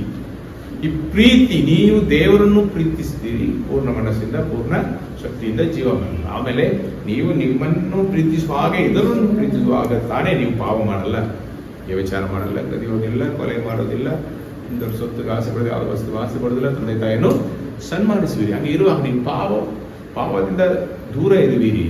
ಪಾಪದಿಂದ ದೂರ ಇದ್ದು ಬದುಕೋದೆ ಅದು ಪರಿಶುದ್ಧ ಜೀವನ. ಹಂಗಾದ್ರೆ ನಾವು ಸ್ಟಾರ್ಟಿಂಗ್ ಹೊಸ ನೂತನ ಸೃಷ್ಟಿಯಾಗಿ ಬಂದ ಮೇಲೆ ಡೈರೆಕ್ಟ್ ಆಗಿ ಪರಲೋಕಕ್ಕೆ ಹೋಗೋದು ಆಗಲ್ಲ. ಅರ್ಥ ಆಯ್ತಾ? ಸೊ ಅಲ್ಲಿಂದ ದೇವರು ನಮ್ಮ ಪರಿಶುದ್ಧ ಜೀವನವನ್ನು ಪ್ರಾರಂಭಿಸಿ ಅದು ಪ್ರೀತಿಯ ಮುಖಾಂತರ ನಮ್ಮನ್ನು ಏನ್ ಮಾಡ್ತಾರೆ, ನಡೆಸುವವರಾಗಿ ಇರ್ತಾರೆ. ಈ ಪ್ರೀತಿ ಪವಿತ್ರ ಆತ್ಮನ ಮುಖಾಂತರ ಧಾರಾಳವಾಗಿ ನಮ್ಮಲ್ಲಿ ಸುರಿಸಲ್ಪಟ್ಟವರಿಂದ ಸೆಕೆಂಡ್ ಪ್ರಾಸೆಸ್ ಅವರು ವಿಶ್ವಾಸಿಯಾಗಿರಲಿ, ಅವರು ಸೇವಕರಾಗಿರಲಿ, ಇಬ್ಬರಿಗೂ ಒಂದೇ. ಹಲ್ಲೆಲೂಯಾ. ನಾವು ಈ ಪ್ರಾಸೆಸ್ ಅಲ್ಲಿ ಮುಂದುವರಿತಾ ಇರಬೇಕು. ಪವಿತ್ರ ಆತ್ಮನ ಸಹಾಯದಿಂದ ಸತ್ಯವೇದವನ್ನು ಧ್ಯಾನಿಸುತ್ತಾ ದಿನ ನಾವು ನೂತನ ಸೃಷ್ಟಿಯಾಗಿ ಅಂತರ್ಯ ಮನುಷ್ಯನು ದಿನವೂ ನೂತನಗೊಳ್ಳುವ ಜೀವನ ಇದೆ. ಹಲ್ಲೆಲೂಯಾ. ಇರುವಾಗ ನಾವು ನೂತನ ಸೃಷ್ಟಿಯಾಗಿ ಹೋಗ್ತಾ ಇರಬೇಕು. ನಮ್ಮಲ್ಲಿ ಇರುವ ಎಲ್ಲ ಕೆಟ್ಟ ಸ್ವಭಾವಗಳು, ಕಣ್ಣಿನ ಆಸೆ, ಶರೀರದ ಆಸೆ, ಬದುಕು ಬಾಳಿನ ಡಂಬ, ಇಲ್ಲ ದೇವರಿಗೆ ಇಷ್ಟ ಇಲ್ಲದ ಎಲ್ಲ ಸ್ವಭಾವಗಳನ್ನು ವಿಸರ್ಜಿಸಿಬಿಟ್ಟು ಕ್ರಿಸ್ತೇಸು ಹಾಗೇ ನಾವು ಬದಲಾಗಿ ಪರಿಪೂರ್ಣತೆಯನ್ನು ಹೊಂದುವಾಗ ನಾವು ಪರಲೋಕರಾಗಿದ್ದೇವೆ. ಸೊ ಅದೇ ನಾವು ಲಾಸ್ಟ್ ಆಗಿರೋದು ಹೋಪ್ ಗ್ಲೋರಿಫೈಸ್. ಅಲ್ಲಿಲ್ಲ ನಂಬಿಕೆ, ನಿರೀಕ್ಷೆ ನಮ್ಮನ್ನು ನಿತ್ಯ ಜೀವನದಲ್ಲಿ ಕರ್ಕೊಂಡು ಹೋಗಿಬಿಡುತ್ತೆ, ಮಹಿಮೆ ಪಡಿಸುತ್ತದೆ. ಈ 3 ಪ್ರಾಸೆಸ್ ನೀವು ಚೆನ್ನಾಗಿ ಅರ್ಥ ಮಾಡಿಕೊಳ್ಳಬೇಕು. ಸಭೆ ನಡೆಸ್ತೀರಾ, ಒಂದು ಇವಾಂಜಲಿಸ್ಟ್ ಆಗ್ತೀರಾ, ಒಂದು ವೇಳೆ ನಿಮ್ಮ ಹತ್ರ ಒಂದು ಪಾಪಿ ಬರ್ಬೋದು, ಅವನಿಗೋಸ್ಕರ ನೀವು ರಿಪೆಂಟೆನ್ಸ್, ಮನತಿರುವಿಕೆ ಬಗ್ಗೆ ಮಾತಾಡಬೇಕು. ರಕ್ಷಣೆ ಹೊಂದಿದಾರ, ಆ ರಕ್ಷಣೆ ಸಂತೋಷವನ್ನು ನಿಮಗೆ ತಿಳಿಸು. ಆಮೇಲೆ ರಕ್ಷಣೆ ಹೊಂದಿದವರಿಗೆ ನೆಕ್ಸ್ಟ್ ಲೆವೆಲ್ಗೆ ಬರುವಾಗ ಅವರಲ್ಲಿ ಈ ಆಧ್ಯಾತ್ಮಿಕ ಬೆಳವಣಿಗೆಗೋಸ್ಕರ ನೀವೇನು ಮಾಡಬೇಕು, ಅವರನ್ನು ನಡೆಸುವವರಾಗಿ, ಪ್ರಾರ್ಥಿಸುವವರಾಗಿ, ಆರಾಧನೆ ಮಾಡಿಸುವವರಾಗಿ, ಸತ್ಯವೇದಕ್ಕೆ ಹೆಚ್ಚಾಗಿ ಸಮಯ ಕೊಡೋರಿಗೆ ಅವರಿಗೆ ಹೇಳಿಕೊಡಬೇಕು. ಅದಕ್ಕೆ ಸಭೆ ಮಗುವಾಗಿ ಹುಟ್ಟಿದ ಮಗುವನ್ನು ಬೆಳೆಸಿ ಪರಿಪೂರ್ಣತೆ ಹೊಂದಿ ಪರಲೋಕದಲ್ಲಿ ಹೋಗಿ ಸೇರಿಸುವ ಕೆಲಸ ಸಭೆ ಪಾಲಕರ ಕೆಲಸ. ಇವಾಂಜಲಿಸ್ಟಿಗೆ ಸುವಾರ್ತೆಯನ್ನು ಸಾಕ್ತಾರೆ, ಅದ್ಭುತಗಳು, ಮಹತ್ಕಾರ್ಯಗಳು ನಡೆಯುತ್ತೆ, ಬದಲಾಗ್ತಾರೆ, ಹೆಸರು ಸುಗರಿಸ್ತಾರೆ. ಬಟ್ ಆ ಮಗು ಎಲ್ಲಿ ಬಂದು ಸೇರಬೇಕು? ಸಭೆ. ಇಲ್ಲಾದ್ರೆ ಅವ್ರು ದಾರಿ ತಪ್ಪಿ ಹೋಗ್ತಾರೆ. ದಾರಿಯಲ್ಲಿ ಬಿದ್ದ ಬೀಜ ಹಾಗೆ, ದಾರಿ ಮಕ್ಕಳಲ್ಲಿ ಬಂಡೆ ಮೇಲೆ ಬಿದ್ದ ಬೀಜ ಹಾಗೆ. ಒಳ್ಳೆಯ ನೆಲದಲ್ಲಿ ಯಾವಾಗ ಬೆಳೆಯುತ್ತೆ ಅಂದ್ರೆ ಸಭೆಯಲ್ಲಿ ಬಂದು ಸೇರುವಾಗ. ಹಲ್ಲೆಲೂಯಾ. ನಮಗೆ ಜವಾಬ್ದಾರಿ ಹೆಚ್ಚು. ಆದ್ರಿಂದ ಈ 3 ಪ್ರಾಸೆಸ್ ಅಲ್ಲಿ ನಾವು ಕ್ರಿಸ್ತ ಯೇಸು ಹಾಗೆ ನಾವು ಬದಲಾಗಬೇಕಾದ್ರೆ ನಮಗೆ ಏನು ಬೇಕು? ದೇವರ ಪವಿತ್ರಾತ್ಮನ ಶಕ್ತಿ ಮುಖಾಂತರ ಫಲಭರಿತ ಜೀವನ ನಾವು ಜೀವಿಸಬೇಕು. ಸರಿ, ಇವತ್ತೊಂದು ಬೀಜ ಹಾಕ್ತೀರಿ, ಮನೆಯಲ್ಲಿ ಒಂದು ಬೀಜ ಹಾಕ್ತೀರಿ. ಬೀಜ ಹಾಕಿದ ಮೇಲೆ ಅದು ನಾಳೆ ಒಂದು ಮರವಾಗಿ ಬೆಳೆದು ಫಲ ಕೊಟ್ಬಿಡ್ತಾ? ಕೊಡಲ್ಲ ತಾನೆ. ಬೀಜ ಹಾಕ್ಬಿಟ್ಟು ಮೊಳಗಾಳಾಗಿ ಎಷ್ಟು ದೊಡ್ಡ ಅದ್ಭುತವನ್ನು ಮಾಡಿರಿ, ಈ ಬೀಜ ನಾಳೆ ಒಂದು ಮರವಾಗಿ ಒಂದು ಆಪಲ್ ತರಬೇಕಂತ ಹೇಳಿದ್ರೆ ದೇವರಲ್ಲಿ ಹಿಂದೆ ನಗ್ತಾ ಇದೆ. ಈ ಸಮಯ ಇದೆ ಮಗನೇ, ನಾನು ಎಲ್ಲದಲ್ಲಿ ಟೀಚಿಂಗ್ ಇಟ್ಟಿದ್ದೇನೆ. ಹಲ್ಲೆಲೂಯಾ. ಆ ಬೀಜ ಒಳಗಡೆ ಇರೋದು ಯಾವಾಗ ಹೊರಗಡೆ ಬರೋದು ಗೊತ್ತಿಲ್ಲ, ನೀರಾಗ್ತಾ ಇರಬೇಕು, ಬರುತ್ತೆ, ಅದು ಚಿಗುರಿ ಅದು ಗಿಡವಾಗಿ ಬದಲಾಗಿ, ಗಿಡ ದೊಡ್ಡದಾಗಿ ಮರವಾಗಿ, ಮರ ಆಮೇಲೆ ಕಾಯಿ, ಹೂವು, ಆಮೇಲೆ ಕಾಯಿ, ಫಲ, ಆ ರೀತಿಯಲ್ಲಿ ಆಗುತ್ತೆ. ಅದಕ್ಕೆ ಒಂದು ಟೈಮ್ ತಗೊಳ್ತೇವೆ. ಅದಕ್ಕೆ ನಾವು ಹೆಂಗೆ ಇರಬೇಕು? ಪೇಷಂಟ್ ಆಗಿ ಇರಬೇಕು, ತಾಳ್ಮೆಯಿಂದ ಕಾಯ್ತಾ ಇರಬೇಕು. ಅದನ್ನು ನಾವೇನು ಆರೈಕೆ ಮಾಡಬೇಕು, ಆವಾಗ ಅದು ಫಲ ಕೊಡ್ತೇವೆ. ಅಲ್ಲಿ ಕಳೆಗಳು ಸುತ್ತಲೂ ಬರಬಾರದು, ಅದನ್ನು ಶುದ್ಧೀಕರಿಸಿ ಬೇಲಿ ಹಾಕಿ ಅದನ್ನು ಕಾಪಾಡಬೇಕು. ಅದಕ್ಕೆ ಏನು ಬೇಕು? ಪೇಷನ್ಸ್, ತಾಳ್ಮೆ ಬೇಕು. ನಮ್ಮ ಜೀವನದಲ್ಲಿ ಇರುವ ಎಲ್ಲ ಕಾರ್ಯದಲ್ಲಿ ನನಗೆ ಸ್ವಲ್ಪ ಕೂಡ ತಾಳ್ಮೆ ಇಲ್ಲ. ಚಿಕ್ಕ ವಯಸ್ಸಿಂದ ನಾನು ಬೆಳೆದಿರುವುದು ಒಬ್ಬ ಪೆಟ್ಟು ಬಾಯಾಗಿ ಮನೆಯಲ್ಲಿ ಬೆಳೆದಿದ್ದ, ದೊಡ್ಡವನಾದ ಮೇಲೆ ಪೇಷಂಟೇ ಇರಲ್ಲ. ಈ ರೀತಿಯಲ್ಲಿ ನಾನು ಬೆಳೆದೆ. ದೇವರು ನನಗೆ ಈ ಮದುವೆ ಜೀವನ ಆದ ಮೇಲೆ ಹೆಚ್ಚಾಗಿ ಇವತ್ತು ತಾಳ್ಮೆಯನ್ನು ಹೇಳಿಕೊಟ್ಟು, ನನಗೆ ಕೈ ಹಾಕಿದ ಮೇಲೆ ಅದು ಮುಗಿದೋಗಿರ್ಬೇಕು, ರೆಡಿ. ಬಟ್ ದೇವರು ಒಂದೊಂದು ವಿಷಯದಲ್ಲಿ ನನಗೆ ತಾಳ್ಮೆಯನ್ನು ಹೇಳಿಕೊಟ್ರು. ಬೆಂಡೆಕಾಯಿಯನ್ನು ಕಟ್ ಮಾಡಿದ್ದಾರೆ ಯಾರ ಮನೆಯಲ್ಲಿ, ನಾನು ಅವರಿಗೆ ಅಡಿಗೆಯಲ್ಲಿ ಸಹಾಯ ಮಾಡಿ, ಈ ಬೆಂಡೆಕಾಯಿಯನ್ನು 1 ಕಿಲೋ ತಂದು ಕೊಟ್ಬಿಡ್ತಾರೆ. ಇವರು ಮಾಡುವ ರೀತಿ ಬೇರೆ. ಅದನ್ನು ಮೊದಲು ನೀರಲ್ಲಿ ತೊಳೆದು ಅದನ್ನು ಒಣಗಿಸಬೇಕು, ಬಟ್ಟೆಯಿಂದ ಅದನ್ನು ಶುದ್ಧ ಮಾಡಿ, ಆಮೇಲೆ ತಲೆ ಬಾಲೆಲ್ಲ ತೆಗೆದಾಕ್ಬಿಟ್ಟು ಅದನ್ನು ಚಿಕ್ಕದಾಗಿ ಕಟ್ ಮಾಡಿ ಕೊಡಬೇಕು ಪಾಲ್ಯಕ್ಕೋಸ್ಕರ. ನೀವು ಕಟ್ ಮಾಡ್ರಿ, ನೀವು ತಾಳ್ಮೆಯನ್ನು ತೆಗೆದುಕೊಳ್ಬೇಕು. ಬೀನ್ಸು, ಬೆಂಡೆಕಾಯಿ ಇದೆಲ್ಲ ನೀವು ಕೂತ್ಕೊಂಡು ನೀವು ಊಟ ಮಾಡುವ ತಾಳ್ಮೆ. ಆಮೇಲೆ ನಾನೊಂದು ಬ್ಯಾಂಕಲ್ಲಿ ಲೈನಲ್ಲಿ, ಇವತ್ತೆಲ್ಲ ಎಲ್ಲ ಆನ್ಲೈನ್ ಬರುತ್ತೆ, ಬ್ಯಾಂಕಲ್ಲಿ ಲೈನಲ್ಲಿ, ನಾನು ಇದು ಗುಜರಾತಲ್ಲಿ ಸೋನ್ಗಢಲ್ಲಿ ಬ್ಯಾಂಕ್ಗೆ ಬಂದರೆ ದೊಡ್ಡ ದೊಡ್ಡ ಲೈನ್ ಇರುತ್ತೆ. ನನ್ನ ಆಫೀಸ್ ಹತ್ರನೇ, ಕ್ಲಾಸ್ ರೂಮ್ ಆಫೀಸ್ ಹತ್ರನೇ ಬ್ಯಾಂಕ್ ಇದ್ರೂ ಕೂಡ 9 ಗಂಟೆಗೆ ನಾವು ಬಿಟ್ಟು ಲೇಟಾಗಿ ಹೋದರೆ 65 ಹಳ್ಳಿಗಳಲ್ಲಿ ಇರುವ ಜನರು ಅಲ್ಲಿ ಒಂದು ನಿಲ್ತಾರೆ. ನಾನು ಹೇಳೋದು ಕಡಿಮೆ, ಇನ್ನೂ ಹೆಚ್ಚಾಗಿ ಹಳ್ಳಿಗಳಲ್ಲಿ ಇವೆ, ಬಾರ್ಡರ್ ಏರಿಯಾ. ನಾವು ಲೈನಲ್ಲಿ, ಕೆಲವೊಂದು ಜನರು ಇನ್ಫ್ಲೂಯೆನ್ಸ್ ಇರೋರು ಸೈಡಲ್ಲಿ ಹೋಗಿ ಪ್ರಿಂಟಿಂಗ್ ಮಾಡಿಸ್ಕೊಳ್ಳೋದು, ದುಡ್ಡು ಇಸ್ಕೊಳ್ಳೋದಾಗ ಮಾಡ್ತಾರೆ. ಬಟ್ ನಾನು ಅಲ್ಲೇ ಒಂದೊಂದು ಲೈನಲ್ಲಿ ನಿಲ್ತಾರೆ. ಮಧ್ಯದಲ್ಲಿ ಹೋಗ್ತಾರಲ್ಲ, ಅವ್ರಿಗೆಲ್ಲ ಕೋಪ ಬರುತ್ತೆ, ಸಿಗ್ತಾರೆ ಹೀಗೆ. ಬಟ್ ಅವರು ಹಂಗೆ ಮಧ್ಯದಲ್ಲಿ ಹೋಗಿ ಕೆಲಸ ಮಾಡಿಸ್ಕೊಳ್ತಾರೆ. ಬಟ್ ನಾವು ಹಾಗೇ ಹತ್ತಿರ ಹೋಗಿ ನಿಲ್ಲುವಾಗ, ಸರ್ ಇವತ್ತು ಲಂಚ್ ಟೈಮ್, ಆಮೇಲೆ ತುಂಬ ಸ್ಟ್ರಿಕ್ಟ್ ಅವರು. ಲಂಚ್ ಟೈಮ್ ಆಮೇಲೆ, ಲಂಚ್ ಟೈಮ್ ಇವಲಾಗಿ ಫೋನ್ ಮಾಡಿ, ಅಮ್ಮ ಲಂಚ್ ಟೈಮ್ ಆಯಿತು, ಸ್ವಲ್ಪ ತಾಳ್ಕೊಂಡು ನಿಲ್ಲಿ, ಇವತ್ತು ಓಪನ್ ಮಾಡಿ. ಇಲ್ಲ 1 ಗಂಟೆ ಮನೆಗೆ ಬಂದು ಊಟ ಮಾಡಿಬಿಟ್ಟು, ಮನೆಗೆ ಬಂದು ಊಟ ಮಾಡಿಬಿಟ್ಟು ಹೋದರೆ ತಿರ್ಗಾ ಲೈನ್ ತಿರ್ಗಾ ಸ್ಟಾರ್ಟ್ ಮಾಡಬೇಕು. ಸೊ ನಮ್ಮ ತಾಳ್ಮೆ ತುಂಬ ಸೂಪರಾಗಿ ಬೆಳೀತಾ ಇತ್ತು. ಜೀವನದಲ್ಲಿ ಒಂದೊಂದಾಗಿ ಮಕ್ಕಳು ಇರುವಾಗ, ಕುಟುಂಬ ಜೀವನ ಒಂದೊಂದಲ್ಲಿಯೂ ದೇವರು ತಾಳ್ಮೆಯನ್ನು ಹೇಳಿಬಿಟ್ಟು, ನನಗೆ ಅದು ಸ್ವಲ್ಪ ಚೂರು ಕೂಡ ಇಲ್ಲದೇ ಇದ್ದವರು ಇವತ್ತು ಎಷ್ಟೋ ತಾಳ್ಮೆಯನ್ನು ಕಳೆದುಕೊಂಡಿದ್ದೇನೆ. ಕಾರಣ ದೇವರು ಆ ಸ್ವಭಾವ ನಮ್ಮಲ್ಲಿ ಬರಲೇಬೇಕು ಎಂದು ಬಯಸುತ್ತಾರೆ. ಎಷ್ಟು ಜನರು ನೀವು ತಾಳ್ಮೆಯುಳ್ಳವರಾಗಿದ್ದೀರಿ? ಇಲ್ಲ. ಇವತ್ತು ರೀಲ್ಸ್ ಕಾಲ. ಒಂದು ಕಾಲದಲ್ಲಿ ಒಂದು ಮೆಸೇಜ್ ಕೊಡಬೇಕಾದ್ರೆ ಆ ಮೆಸೇಜ್ಗೆ 1 ಗಂಟೆ ಕೊಡ್ಬೋದು. ಇವತ್ತು ನನ್ನ ಮೆಸೇಜ್ ಎಲ್ಲ ಕಡಿಮೆ ಜನ ನೋಡ್ತಾರೆ, ಪರವಾಗಿಲ್ಲ, ಅವ್ರು ನೋಡೋರು ನೋಡಲಿ, ಅವ್ರಿಗೆ ಒಳ್ಳೇದಾಗುತ್ತೆ. ಆಮೇಲೆ 20 ನಿಮಿಷ, ಆಮೇಲೆ ಶಾರ್ಟ್ ಸರ್ಮನ್ ನಾನು ಕೊಟ್ಟಿದ್ದೇನೆ, ಸಿಕ್ಕಬೇಡ. ಆಫ್ಟರ್ 9,000 ಎಲ್ಲ ಇದೆ. ಬಟ್ ನೀವು 1 ಗಂಟೆ ಆರಾಧನೆ ಎಲ್ಲ ಸೇರಿಸಿಕೊಡಿ, ನೋಡೋರು ಬಗಲ ಕಡೆ. ಬಟ್ 50 ಜನರು ನೋಡಿದ್ರು ಅವರಿಗೆ ವಾಕ್ಯ ಹೋಗಿ ಸೇರುತ್ತೆ. ಯಾರೇ ಆಸಕ್ತಿ ಇದೆ, ಈ ವಾಕ್ಯ ಕೇಳಬೇಕೆಂದು ಬಯಸ್ತಾರೋ, ಇದರಲ್ಲಿ ಸತ್ಯ ಇದೆ ಎಂದು ನಂಬುತ್ತಾರೋ ಅವರಿಗೆ ಹೋಗಿ ಸೇರುತ್ತೆ. ಅಲ್ಲೆಲ್ಲೂಯ್ಯ. ಇರುವಾಗ ಅದು ಹೋಗಿ ಇವತ್ತು ರೀಲ್ಸ್ ಬಂದ್ಬಿಟ್ರು, 30 ಸೆಕೆಂಡ್ಸಲ್ಲಿ ಆ ಮೆಸೇಜನ್ನು ಕೊಟ್ಬಿಡ್ಬೇಕು. Resist the devil. ಹಾಗಾದ್ರೆ ಹೆಂಗಾದ್ರು ವಾಕ್ಯ ಬರುತ್ತೆ, be in the hand of God, resist the devil, he will flee from you. God bless you. Hallelujah. ಈ ದಿವಸ ನಿಮಗೆ ಚೆನ್ನಾಗಿರಲಿ. ಮುಗಿದೋಯ್ತು, ಪ್ರಸಂಗ ಮುಗಿದೋಯ್ತು. ಅದಕ್ಕೆ 1,000 ಜನ ನೋಡ್ತಾರೆ, ಇಷ್ಟೇ ಮಾತಾಡಬೇಕು ಪ್ರಸಂಗಿ, ಅಷ್ಟೇ. ನಮಗೆ ಕೆಲಸ ಇದೆ ಜಾಸ್ತಿ, ಹೋಗಬೇಕು ಅಲ್ಲಿ, ಎಷ್ಟು ಟ್ರಾಫಿಕ್. ಒಂದು 30 ಸೆಕೆಂಡ್ ಒಳಗಡೆ ಒಂದು ಸೌಂಡ್ ಕೊಟ್ಬಿಡಿ, ನೋಡ್ತೇವೆ. 1 ಗಂಟೆ ಎಲ್ಲ ಮಾತಾಡೋಲ್ಲ, ಯಾರು ನೋಡಲ್ಲ. ಸೊ ಪೇಷನ್ಸ್ ಇಲ್ಲ, ಟಾಲರೆನ್ಸ್ ಇಲ್ಲ, ಪೇಷನ್ಸ್ ಇಲ್ಲ. ಮನೆಯಲ್ಲಿ ಪೇಷನ್ಸ್ ಇಲ್ಲ. ಯಾಕೆಂದ್ರೆ ನಾವು ಮೊಬೈಲಲ್ಲಿ ಕೂತಿರ್ತೇವೆ. ಮಕ್ಕಳು ಬಂದು ಏನಾದ್ರು ಕೇಳಿದ್ರೆ ಅವ್ರ ಹತ್ರ ನಿಮಗೆ ಉರಿ ದೂರ ಹೋಗಿ ಕೆಲಸ ನೋಡು, ನಿನ್ ಕೆಲಸ ನೋಡು, ಇಷ್ಟಪಡಬೇಡ. ಈ ಪೇಷನ್ಸ್ ಕಲ್ಕೊಳ್ಳೋ ಕಾರಣ ಇಲ್ಲಿ ಇದು ಇನ್ಸ್ಟ್ರೂಮೆಂಟ್. ನೀವು ಅದನ್ನು ದೂರ ಇಟ್ಬಿಟ್ಟು ಮಕ್ಕಳ ಜೊತೆಗೆ ಅವ್ರಿಗೆ ಸಹಾಯ ಮಾಡೋ ಜೊತೆಗೆ ಮಾತನಾಡಿ ಸ್ಪೆಂಡ್ ಮಾಡಿ, ಟೆನ್ಷನ್ ಬರಲ್ಲ. ಯಾಕಂದ್ರೆ ಪೇಷಂಟ್ ಕಳ್ಕೊಳ್ಳೋದಕ್ಕೆ ಎಷ್ಟೋ ಕಾರ್ಯಗಳು ಕಾಲದಲ್ಲಿ ಇದೆ. ದಯಮಾಡಿ ಈ ಪೇಷನ್ಸ್ ನಾವು ಕಲಿಬೇಕು. ತಿರ್ಗಾ ವಾಕ್ಯವನ್ನು ಓದಿ ನಾನು ಹೊರಗಡೆ ಬರುತ್ತೇನೆ. ಈ ವಾಕ್ಯವನ್ನು ತಿರ್ಗಾ ಓದಿ ಒಂದೊಂದು ಸಾರಿ. ನನ್ನ ಸಹೋದರರೇ, ನನ್ನ ಸಹೋದರರೇ, ಸಹೋದರಿಯರೇ, ನಿಮ್ಮ ನಂಬಿಕೆಗೆ ಆಗುವ ಪರಿಶೋಧನೆಯು, ನಿಮ್ಮ ನಂಬಿಕೆಗೆ ಪರೀಕ್ಷೆ ಬರುತ್ತೆ. ಹಲ್ಲೆಲೂಯಾ. ನಾವು ವಿಶ್ವಾಸಿಗಳು, ನಮ್ಮ ನಂಬಿಕೆಗೆ ಏನು ಬರುತ್ತೆ? ಪರೀಕ್ಷೆ ಬರುತ್ತೆ. ಪರೀಕ್ಷೆ ಇಲ್ಲದೆ ನಾವು ಈ ಲೋಕದಲ್ಲಿ ಬದುಕಾಗಲ್ಲ. ಯಾಕಂದ್ರೆ ನಾವು ಈ ಲೋಕದಲ್ಲಿ ಬದುಕು ಜೀವಮಾನವಲ್ಲ. ನಮಗೊಂದು ವೈರಿ ಇದ್ದಾನೆ, ಬಿತ್ತುವುದ ಶತ್ರು. ಅವನು ಪಾಪ ಮಾಡಿ ಬಿತ್ತುವುದವನು, ದೇವರಿಗೆ ವಿರೋಧವಾಗಿ ದ್ರೋಹ ಮಾಡಿದವನು, ದೇವರನ್ನು ಸುಂದರವಾದ ಒಂದು ದೇವದೂತನಾಗಿ ಅವರು ಸೃಷ್ಟಿ ಮಾಡಿ ಏದೇನ್ ತೋಟದಲ್ಲಿ ಕಾಯುವ ಕೇರುಬಾಗಿಟ್ಟರು.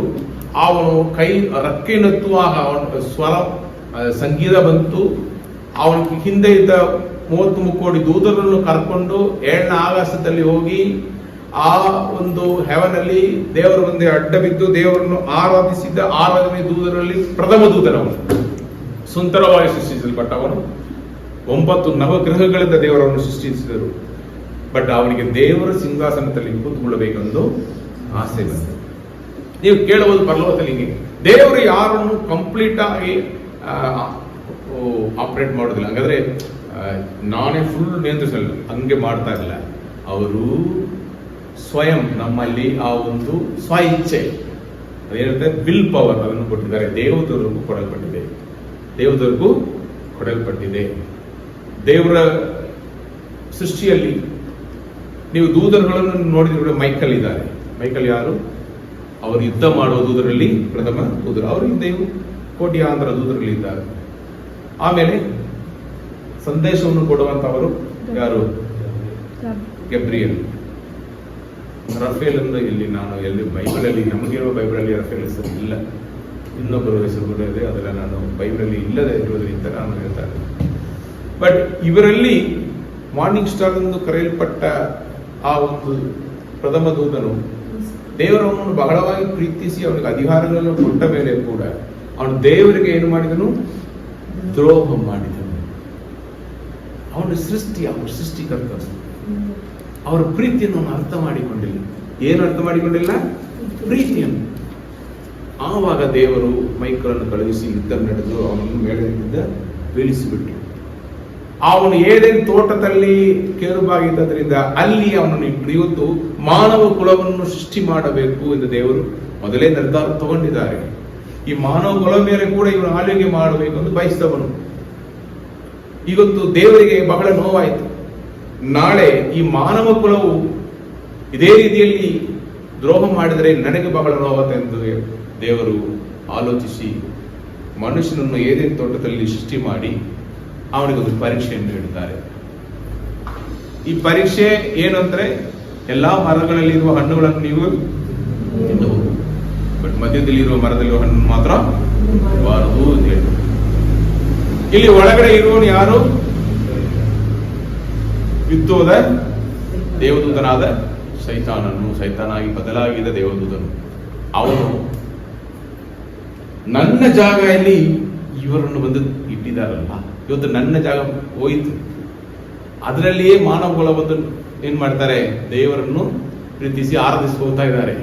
ಆದರೆ ಇವನು ಹೋಗಿ ದೇವರ ಅನುಮತಿ ಕೊಟ್ಟಿದ್ದಾರೆ. ಯಾಕಂದ್ರೆ ತನ್ನ ಪ್ರೀತಿಯನ್ನು ಅವ್ರಿಗೆ ಮೊದಲು ಹೇಳಿಕೊಡ್ಬೇಕು, ಅದಕ್ಕೋಸ್ಕರ ಅನುಮತಿ ಕೊಟ್ಟಿದ್ದಾರೆ. ಹೋಗಿ ಅವರನ್ನು ಪರೀಕ್ಷಿಸಿ ಶೋಧನೆ ಮಾಡಿ. ಸ್ತ್ರೀಯನ್ನು ಏನ್ ಮಾಡಿದಾನೆ? ಹೋಗಿ ಹೇಳ್ತಾನೆ, ದೇವರು ಏನಾದರೂ ಹೇಳಿದಲ್ಲ, ಅವನಿಗೆ ಗೊತ್ತಿಲ್ಲ. ಇವ್ರು ಹೇಳ್ತಾರೆ, ಹೌದು, ಎಲ್ಲ ಮರದಲ್ಲಿರುವುದನ್ನು ತಿನ್ನಬಹುದು, ಇದನ್ನು ಮಾತ್ರ ತಗೊಳ್ಳೋದು. ಅಯ್ಯೋ, ತಿಂದರೆ ನೀವು ಕಣ್ಣುಗಳು ತೆರೆಯಲ್ಪಡೋದು, ನೀವು ದೇವರ ಹಾಗೆ ಆಗಿಬಿಡ್ತೀರಿ, ಒಳ್ಳೇದು ಕೆಟ್ಟದ್ದು ಗೊತ್ತಾಗಿಬಿಡುತ್ತೆ, ಯಾರು ನಮಗೆ ಬೇಡ, ನೀವಾಗಿ ಬದುಕಬಹುದು. ನಿಮಗೆ ದೇವರ ಅವಶ್ಯಕತೆ ಇಲ್ಲ, ದೇವರು ಯಾರೊಂದು ನಿಮಗೆ ತಿಳ್ಕೊಳ್ಳೋ ಅವಶ್ಯಕತೆ ಇಲ್ಲ, ನೀವಾಗಿ ಬದುಕಿರಿ. ಕಣ್ಣಿನ ಆಸೆ, ಶರೀರದ ಆಸೆ ತಿಂದರೆ ಆಮೇಲೆ ಬದುಕು ಬಾಳಿನ ಡಬ್ಬ, ಅದು ನಿಮಗೆ ಅರಿವನ್ನು ಹುಟ್ಟುವಂಥದ್ದಾಗಿರುತ್ತೆ. ಅವರು ತಿಂದಳು ಆದಮೇಲೆ ಇಲ್ಲಿ ಏನಾಯಿತು? ಅಲ್ಲಿ ಬಿತ್ತರು ಮಾನವ ಕುಲ. ಅವನು ಆ ರೀತಿಯಲ್ಲಿ ಮಾಡಿಸಿಬಿಟ್ಟು ಹೋದರಿಂದ ಮಾನವ ಕುಲದಲ್ಲಿ ಏನು ಬಂತು? ಮೊದಲನೇದಾಗಿ ಬಂದದ್ದು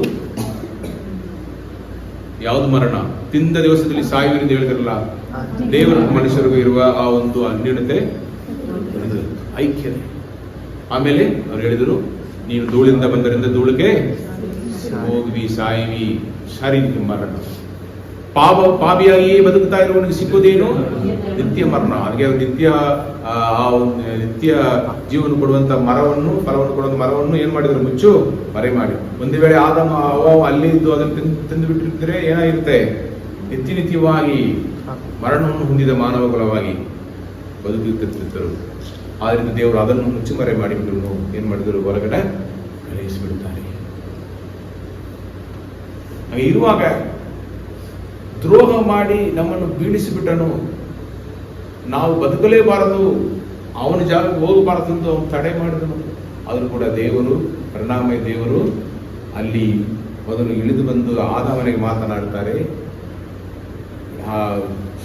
ದೇವಾಲಯನ ಹತ್ತಿರ ಮಾತನಾಡ್ತಾರೆ, ಶೈತಾನ ಹತ್ರ ಮಾತನಾಡುತ್ತಾರೆ. ಶೈತಾನ ಹತ್ರ ಮಾತಾಡುವಾಗ ಅವ್ರು ಹೇಳಿದರು ಆದಿಕಾಂಡ ಅಧ್ಯಾಯ 3:15, ಆದಿಕಾಂಡ ಅಧ್ಯಾಯ 3:15, ನಾನು ನಿಮ್ಮನ್ನು ಬಿಟ್ಟು ಬಿಡುವುದಿಲ್ಲ, ನಿಮಗೆ ಕೈ ಬಿಡುವುದಿಲ್ಲ. ಶೈತಾನಕ್ಕೆ ನೀವು ಸಮಾನವಾದರಲ್ಲ. ಯಾಕಂದ್ರೆ ಶೈತಾನನ್ನು ನಕ್ಷತ್ರಗಳ ಹಾಗೆ ಆ ಒಂದು ಶರೀರದಲ್ಲಿ ದೇವರು ಸೃಷ್ಟಿ ಮಾಡಿದರು. ಮನುಷ್ಯನು ಬಿತ್ತು ಹೋಗ್ತಾನೆ ಎಂದು ಗೊತ್ತು, ಆದ್ರಿಂದ ಅವನನ್ನು ಮಣ್ಣಿಂದ ಯಾಕಂದ್ರೆ ತಿರುಗಿ ಅವನನ್ನು ರೂಪಿಸೋದಿಗೆ ಅದರಿಂದ ದೇವರು ಕರುಣೆಯ ಅಲ್ಲೇ ತೋರಿಸಿಬಿಟ್ಟು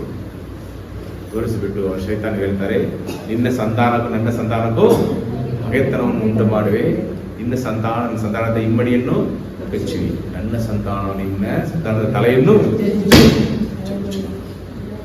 ಶಿಲುಬೆ ಮರಣ, ಇಮ್ಮಡಿಯನ್ನು ಕಚ್ಚು.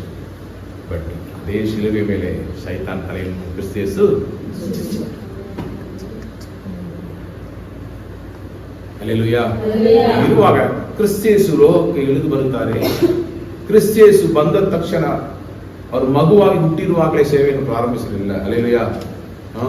30 ವರ್ಷ ಅವ್ರು ಏನ್ ಮಾಡ್ತಾರೆ, ಸೇವೆಗೆ ಬರುವ ಮುಂಚೆ ಅವರು ಕಾಯ್ತಾ ಇದ್ದಾರೆ.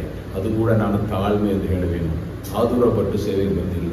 ಬರೀ 3.5 ವರ್ಷ ಸೇವೆ ಮಾಡಿದರು. ಆ ತನಕ ಅವರು ಕಾಯ್ತಾ ಇದ್ದರು. ಹಲ್ಲೆಲೂಯಾ. ನಾವು ಕಾಯ್ತಾ ಇರೋದಕ್ಕೆ ಬೇಕಾಗಿರೋದು ಹೆಚ್ಚಾಗಿರೋದು ದೀರ್ಘ ಶಾಂತಿ, ತಾಳ್ಮೆ ಬೇಕು. ಹಲ್ಲೆಲೂಯಾ. ಈ ದೀರ್ಘ ಶಾಂತಿ ತಾಳ್ಮೆ ಇದ್ರೆ ಮಾತ್ರ ನಾವು ಕ್ರಿಸ್ತ ಯೇಸುವಿಗೆ ಸೇವಕರಾಗಿಯೂ ಕ್ರಿಸ್ತ ಯೇಸು ಮಕ್ಕಳಾಗಿರ್ಬೋದು. ದ್ರಾಕ್ಷಾರಸ ಕಡಿಮೆ ಆಯಿತು, ಅವಮಾನದ ಪರಿಸ್ಥಿತಿ, ಹೋಗಿ ಏನಾದ್ರು ಮಾಡಪ್ಪ, ನನ್ನ ಸಮಯ ಇದ್ದು ಪೇಷನ್ಸ್, ತಾಳ್ಮೆಗೆ ಉದಾಹರಣೆ ಯೇಸು ಕರ್ತನು. ಅವರು ಶಿಲುಬೆಯಲ್ಲಿ ಹಾಕಲ್ಪಡುವಾಗ ಇನ್ನು ದೇವರ ಮಗನಾಗಿದ್ರೆ ಇಳಿದು ಬಾ, ನಾನಾದ್ರೆ ಇಳಿದು ಬಂದಿರುತ್ತೆ. ನೋಡಿಕೊಂಡು ಬಟ್ ಅವ್ರಿಗೆ ಮಾಡಲಿಲ್ಲ. ಅವ್ರು ಇಳಿದು ಬಂದರೆ ಇವತ್ತು ನಾವು ಪಾವಿಗಳಾಗಿ ಬರ್ತಾ ಇರೋದು. ತಾಳ್ಕೊಂಡ್ರು, ಸಹಿಸಿಕೊಂಡ್ರು, ನೋವು, ಕಷ್ಟ, ಅವಮಾನ, ಮರಣ ಪರ್ಯಂತರ ಅವರು ತಾಳಿದರು. ಹಲ್ಲೆಲೂಯಾ. ಆದ್ರಿಂದ ನಾವು ಇವತ್ತು ರಕ್ಷಣೆ ಹೊಂದಿದ್ದೇವೆ. ಕ್ರಿಸ್ತ ಯೇಸುವೇ ತಾಳ್ಮೆಗೆ ದೊಡ್ಡ ಉದಾಹರಣೆ. ಇರುವಾಗ ಈ ಒಂದು ನಂಬಿಕೆಗೆ ಪರೀಕ್ಷೆ ಬರುತ್ತೆ, ನಾವು ಪರೀಕ್ಷಿಸಲ್ಪಡಬೇಕು. ಅಲ್ಲಿ ಪರೀಕ್ಷೆಯಲ್ಲಿ ಆದಾಮ ಹವ್ವ ಬಿತ್ತೋದರು, ಇಲ್ಲಿ ಪರೀಕ್ಷೆಯಲ್ಲಿ ನಾವು ಜಯಿಸುವುದಕ್ಕೆ ದೇವರು ಕ್ರಿಸ್ತ ಯೇಸು ಸತ್ಯವೇದವನ್ನು, ಪವಿತ್ರ ಆತ್ಮನು ನಮ್ಮಲ್ಲಿ ವಾಸವಾಗಿರುವಂಗೆ ಮಾಡಿದ್ದಾರೆ. ಹಲ್ಲೆಲೂಯಾ. ಅದರಿಂದ ಪರೀಕ್ಷೆ ಇದ್ದೇ ಇರುತ್ತೆ. ನಿಮ್ಮ ನಂಬಿಕೆಗೆ ಆಗುವ ಪರಿಶೋಧನೆ ತಾಳ್ಮೆಯನ್ನು ಉಂಟು ಮಾಡುತ್ತದೆ ಎಂದು ನಿಮ್ಮ ನಂಬಿಕೆಗೆ ಆಗುವ ಪರಿಶೋಧನೆಯು ತಾಳ್ಮೆಯನ್ನು ಉಂಟು ಮಾಡುತ್ತದೆ ಎಂದು ತಿಳಿಯಬೇಕು. ಹಲ್ಲೆಲೂಯಾ. ನಮ್ಮಲ್ಲಿ ಆ ಸದ್ಗುಣ, ದೇವರಲ್ಲಿ ಇರುವ ಸದ್ಗುಣ ನಮ್ಮಲ್ಲಿ ಬರಬೇಕು. ಆ 9 ಫಲಗಳಲ್ಲಿ ನಾವು ದಿನ ಬೆಳೀತಾ ಇರಬೇಕು.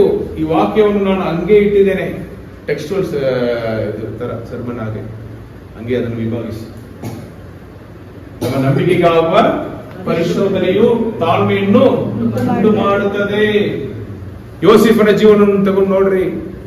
17 ವಯಸ್ಸಲ್ಲಿ ದರ್ಶನವನ್ನು ಪಡ್ಕೊಂಡಿದ್ದಾನೆ, ಒಂದು ಅಧಿಕಾರಿಯಾಗಿ ನಿಲ್ತಾ ಇದ್ದಾನೆ, ಸೂರ್ಯನ ಹಾಗೆ ನಿಲ್ತಾನೆ, ಎಲ್ಲರ ಮುಂದೆ ಅಡ್ಡ ಬೀಳುತ್ತಾನೆ. ಸ್ವಂತ ಸಹೋದರನೇ ಅವನ ಮೇಲೆ ಹೊಟ್ಟೆ ಕಿಚ್ಚಿಪಟ್ಟು ಅವನನ್ನು ಹೊಡೆದು ಸಾಯಿಸುವುದಕ್ಕೆ ಪ್ರಯತ್ನ ಮಾಡಿದರು. ಆದರೂ ಇದ್ದ ರೂಬನು ಯೆಹೂದನನ್ನು ಬಿಟ್ಟಿಲ್ಲ, ಅವನನ್ನು ಒಬ್ಬ ದಾಸನಾಗಿ ಐಗುಪ್ತ ದೇಶಕ್ಕೆ ಮಾರಿಬಿಟ್ರು. ಇವನು ಈ ಅರಣ್ಮನೆಯಲ್ಲಿ ಹೋಗಿ ಪ್ರಥಮ ಮಂತ್ರಿಯಾಗಿ ಆಗೋದಕ್ಕೆ ಎಷ್ಟು ವರ್ಷ ಆಯಿತು? 13 ವರ್ಷ ಕಾಲ ಪೋಟಿಫರ್ ಮನೆಯಲ್ಲಿ ಇದ್ದನು. ಅಲ್ಲಿ ಅವನು ಪರೀಕ್ಷಿಸಲ್ಪಟ್ಟನು. ಆದರೂ ಅವನು ಪರಿಶುದ್ಧನಾಗಿರೋದ್ರಿಂದ ಜಯಿಸಿದನು. ಸೆರೆಮನೆಗೆ ಕಳಿಸಿದ್ರು. ಏನು ಪಾಪ ಮಾಡಿದ? ಒಳ್ಳೆಯದು ಮಾಡಿದ್ರೆ ಅವನಿಗೆ ಸೆರೆಮನೆ ಸಿಕ್ಕಿತು. ಅಲ್ಲಿ ಹೋದರು. ಅಲ್ಲಿರುವ ಅಧಿಕಾರಿಗಳ ಕಣ್ಗಳಲ್ಲಿ ದೇವರು ದಯವನ್ನು ಉಂಟು ಮಾಡಿದರು. ಅಲ್ಲಿ ಅವನು ಕಾರ್ಯಶೀಲಿಯಾಗಿದ್ದನು. ಹಲ್ಲೆಲೂಯಾ. ಅವನು ನಿಪುಣನಾದನು. ಒಂದು ಕಡೆ ತಾಳ್ಮೆ ನಮ್ಮನ್ನು ಪರಿಪಕ್ವತೆಯಲ್ಲಿ ನಮ್ಮನ್ನು ನಡೆಸುವಂತಾಗಿರುತ್ತೆ. ಮೆಚುರಿಟಿ ಆಗಬೇಕು. ಹಲ್ಲೆಲೂಯಾ. ಈ 13 ವರ್ಷ ಜೀವನ ಯೋಸೇಫನು ಶ್ರೇಷ್ಠವಾದ ಅಧಿಕಾರಿಯಾಗಿ ನಿಲ್ಲಿಸಿದ. ಅದಕ್ಕೆ ಅವನು ಪರಿಪಕ್ವತೆಯನ್ನು, ಮೆಚುರಿಟಿಯನ್ನು ಹೊಂದಿದನು. ವರಗಳಲ್ಲಿ ಅವನು ಬೆಳೆದನು. ಅವನು ಸೆರೆಮನೆಯಲ್ಲಿ ಇರುವಾಗ ಅವನಿಗೆ ಇಬ್ಬರು ಬರ್ತಾರೆ.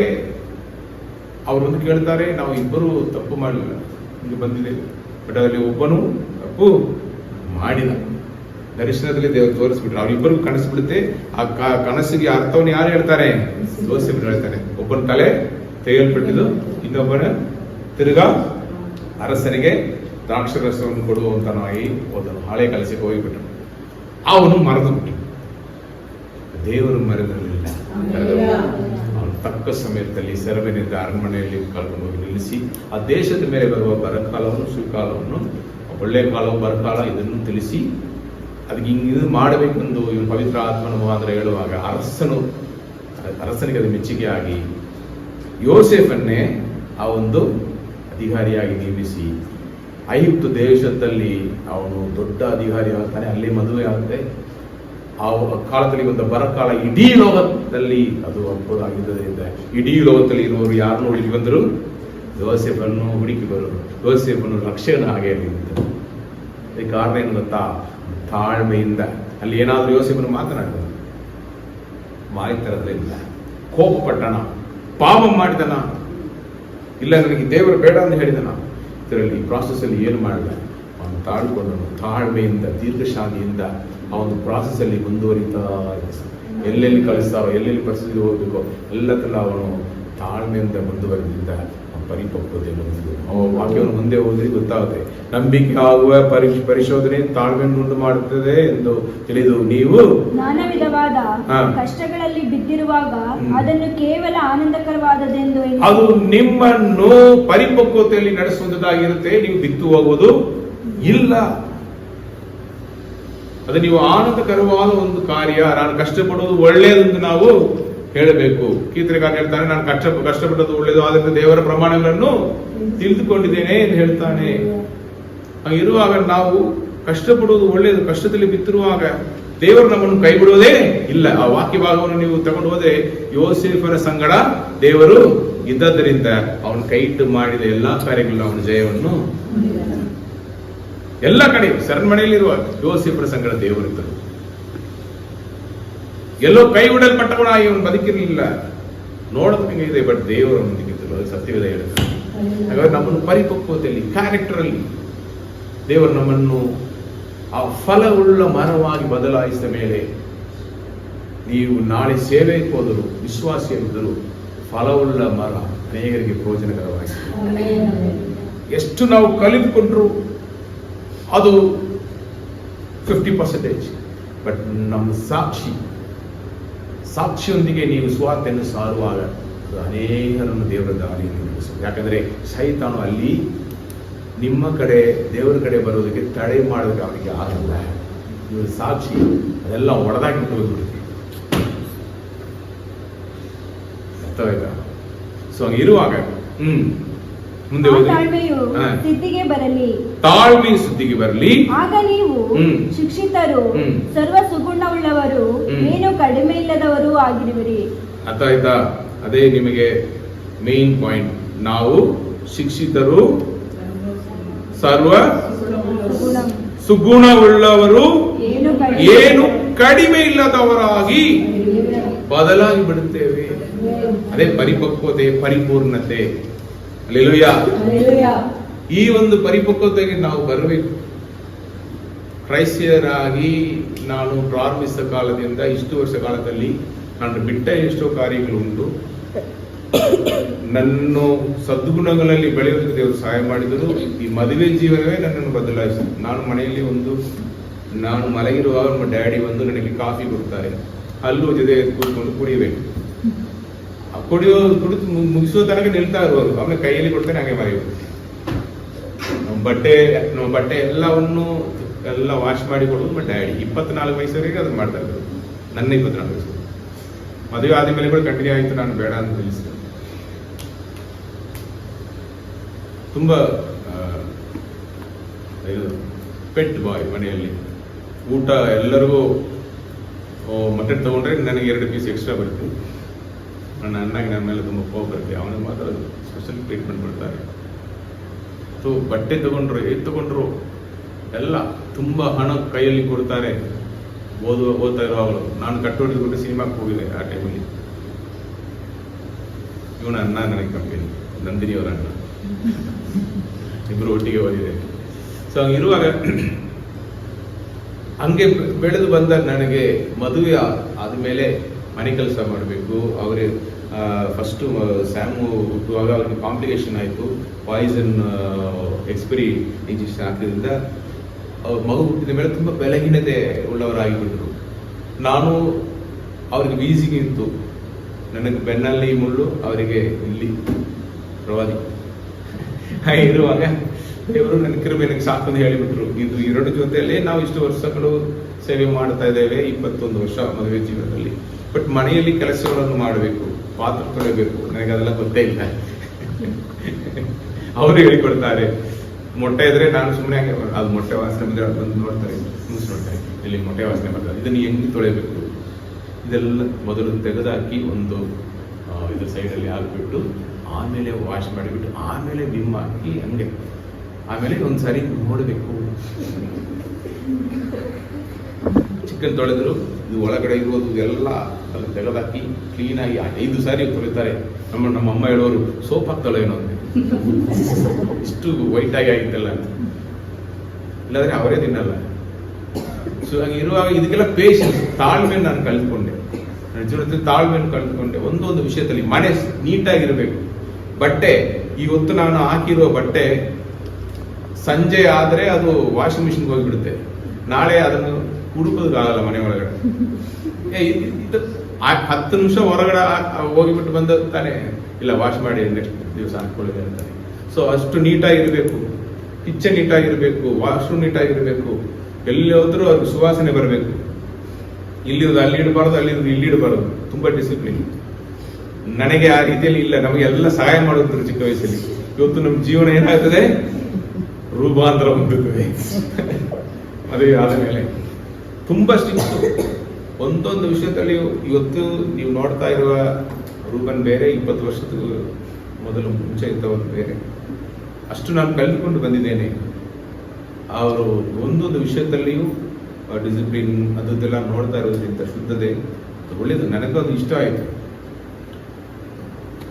ತಾಳ್ಮೆ ಅದರಲ್ಲಿ ನಾನು ಕಲಿತುಕೊಂಡಿದ್ದೇನೆ. ಇದು ಬೇಡ, ಇದು ಆಗಲ್ಲ, ನಾವು ಹಂಗೇನೆ, ನಾವು ಕಲ್ಲಿಲ್ಲಿ ಹಂಗೆ ಬೆಳೆದ ಹಂಗೆಲ್ಲ ನಾನು ಮಾತಾಡೋದು. ಇಷ್ಟ ಇದ್ರೆ ಇದು ಉಗ್ಲದ್ರೆ ಹೋಗಲ್ಲ ಮಾತಾಡ್ಬಿಡ್ತಾರೆ. ನಾನು ಗಂಡಸನಾಗಿದ್ದರು ಆ ಅಧಿಕಾರ ಆಗಲ್ಲ ತೋರಿಸಿಲ್ಲ. ಕ್ರಿಸ್ತಿಯಸ್ ಜೀವನ ಕೊಟ್ಟಿದ್ದಾರೆ. ಕಲಿದುಕೊಳ್ಳಬೇಕಾದ್ರೆ ಏನು ಮಾಡಬೇಕು, ಕಲಿದುಕೊಂಡ್ರೆ ಇಬ್ಬರಿಗೂ ಅದು ಒಳ್ಳೆಯದು. ನಮ್ಮ ಕಿದಕರಕ್ಕೋಸ್ಕರ ತಾನೇ ಮಾಡ್ತಾರೆ. ನಾನು ಎಷ್ಟೋ ಸಾರಿ ನನ್ನ ಜೀವನದಲ್ಲಿ ಬೈಬಲ್ ಕಾಲೇಜ್ ಹೋಗ್ತಾರೆ, ಅವರು ಸಂಪಾದಿಸ್ತಾ ಇದ್ರು ಹಣ. ಆ ಸಂಬಳವನ್ನು ತಗೊಂಡು ನನ್ನ ಕೈಯಲ್ಲಿ ಕೊಡುವುದು. ನಾನು ಅದನ್ನು ಪ್ರಾರ್ಥನೆ ಮಾಡಿ, ನೀವು ಅದು ಖರ್ಚಿಗೆಲ್ಲ ಸಪ್ರೇಟ್ ಮಾಡಿ ಇಡಿ, ನನಗೆ ಬೇಕಾದರೆ ಇದಾದ್ರು ಪಾಕೆಟ್ ಮನಿ ಕೊಡಿ, ನನ್ನ ಕೈಯಲ್ಲಿ ತಗೊಳ್ತಾರೆ. ಸೊ ಈ ರೀತಿಯಲ್ಲಿ ನನಗೆ ಪ್ರೀತಿ ಅವ್ರು ತೋರಿಸೋದ್ರಿಂದ, ಮರ್ಯಾದೆ ಕೊಟ್ಟೋದ್ರಿಂದ ನಾನು ಕಲಿದುಕೊಳ್ಳಬೇಕಾದ್ರೂ ತಾಳ್ಮೆಯಿಂದ ಏನು ಮಾಡಿದೆ, ಕಳೆದುಕೊಂಡೆ. ಹಾಗೆ ಇರುವಾಗ ಜೀವನದಲ್ಲಿ ಒಂದು ಕಡೆ ಅದು ಕಷ್ಟವಾಗಿದ್ರು, ಇನ್ನೊಂದು ಕಡೆ ಪರಿಪಕ್ವತೆಯನ್ನು ಹೊಂದುತ್ತಾ ಬರ್ತದೆ. ಸತ್ಯವೇದವನ್ನು ನಾನು ಇಲ್ಲಿ ನಿಂದು ಸಾರುವುದಕ್ಕೆ ಅದೇ ನನಗೆ ಸಹಾಯ ಮಾಡುವಂಥದ್ದಾಗಿತ್ತು. ಹಲ್ಲೆಲೂಯಾ.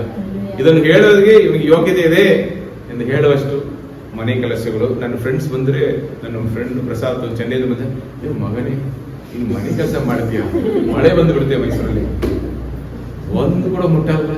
ಇವತ್ತು ಹೆಂಡತಿ ಬಂದ ಮೇಲೆ ಪಾತ್ರ ತೊಳಿತಾ ಇದ್ದಾನೆ, ಹೆಂಗೆಲ್ಲ ಅಡಿಗೆ ಮಾಡ್ತೀಯ, ಸಾಂಬಾರು ರಸ ಅದು ಇದು ಇದೆಲ್ಲ ಹೆಂಗೆ ಕಳ್ಕೊಂಡೆ.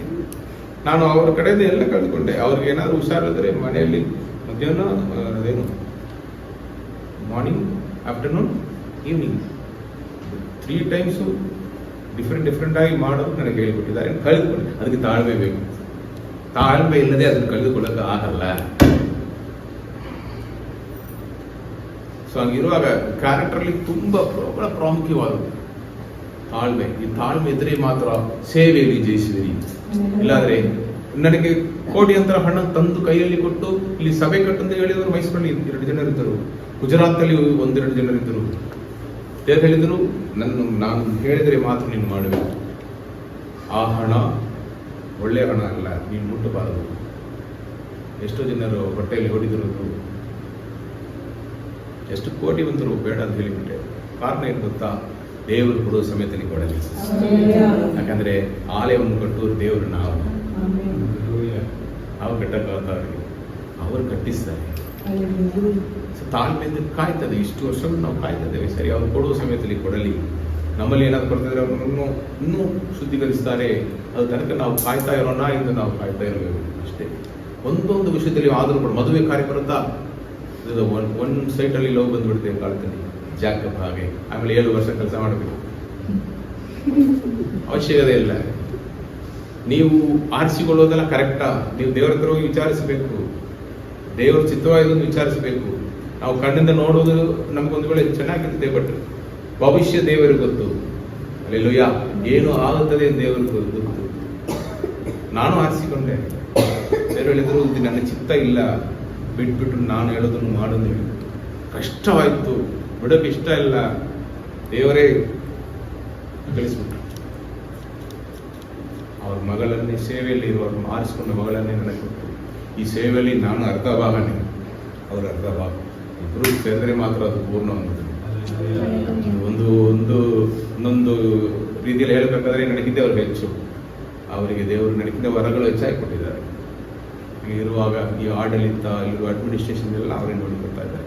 ಹೆಂಗಸರಿಗೆ ಯು ಹ್ಯಾವ್ ಟು ಲರ್ನ್, ಒಬ್ಬರಾಗಿ ನಡೆಸುತ್ತಿದ್ದಾರೆ. ಅಷ್ಟೊಂದು ಆತ್ಮನ ಬರ ಅವರಲ್ಲಿ ದೇವರು ಕೊಟ್ಟಿದ್ದಾರೆ. ಸೊ ಹಾಗೆ ಇರುವಾಗ ಇದೆಲ್ಲ ನಾವು ಕಲಿಯಬೇಕು. ಕ್ರಿಸ್ತೇಸು ಹಾಗೆ ಸ್ವಭಾವಗಳು ನಮ್ಮಲ್ಲಿ ಬರಬೇಕು. ಅದಕ್ಕೆ ಬಹಳ ಪ್ರಾಮುಖ್ಯವಾದ ಒಂದು ಸದ್ಗುಣ ಈ ತಾಳ್ಮೆ. ಅದು ಕ್ರಿಸ್ತೇಸುವಲ್ಲಿ ಇತ್ತು. ಅವರ ಮರಣ ಪರ್ಯಂತರ ಅವರು ತಾಳ್ಮೆಯುಳ್ಳವರಾಗಿದ್ದರು. ಅದರ ಪಟ್ಟಿಲ್ಲ ಯಾವ್ದು ಕೆಲಸ ತಡ ನಿಮ್ಮಿದ್ರೆ ತಡ. ನೆನ್ನೆ ಕೂಡ ನಾವು ಮನೆ ಖಾಲಿ ಮಾಡ್ತಾ ಇರುವಾಗ ನಾನು ವಾಸು ಫ್ರಿಡ್ಜನ್ನು ಕಟ್ ಮಾಡ್ತಾ ಇದ್ದೇವೆ. ಅಲ್ಲಿ ಪಕ್ಕದಲ್ಲಿ ಪ್ಲಾಸ್ಟಿಕ್ ಇದ್ದಿತ್ತು. ವಾಸು ನಾನು ವೆಯ್ಟ್ ಜಾಸ್ತಿ ಆದ್ಮೇಲೆ ಹತ್ತಿ ನಿಂದ್ರೆ ಒಡೆದೋಗ್ಬಿಡುತ್ತೆ.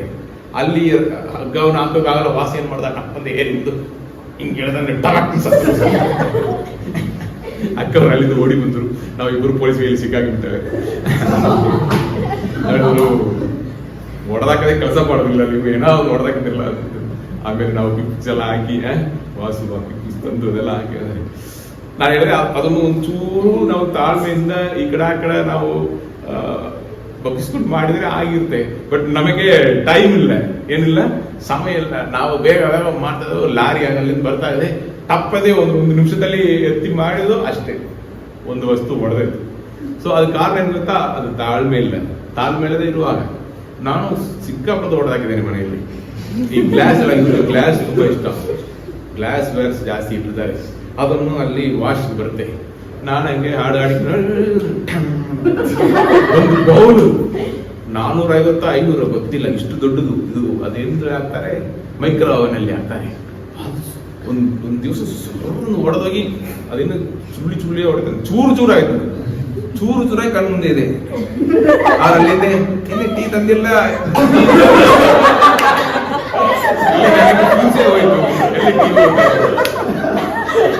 ಏನು ಸೌಂಡ್ ಬಂತು.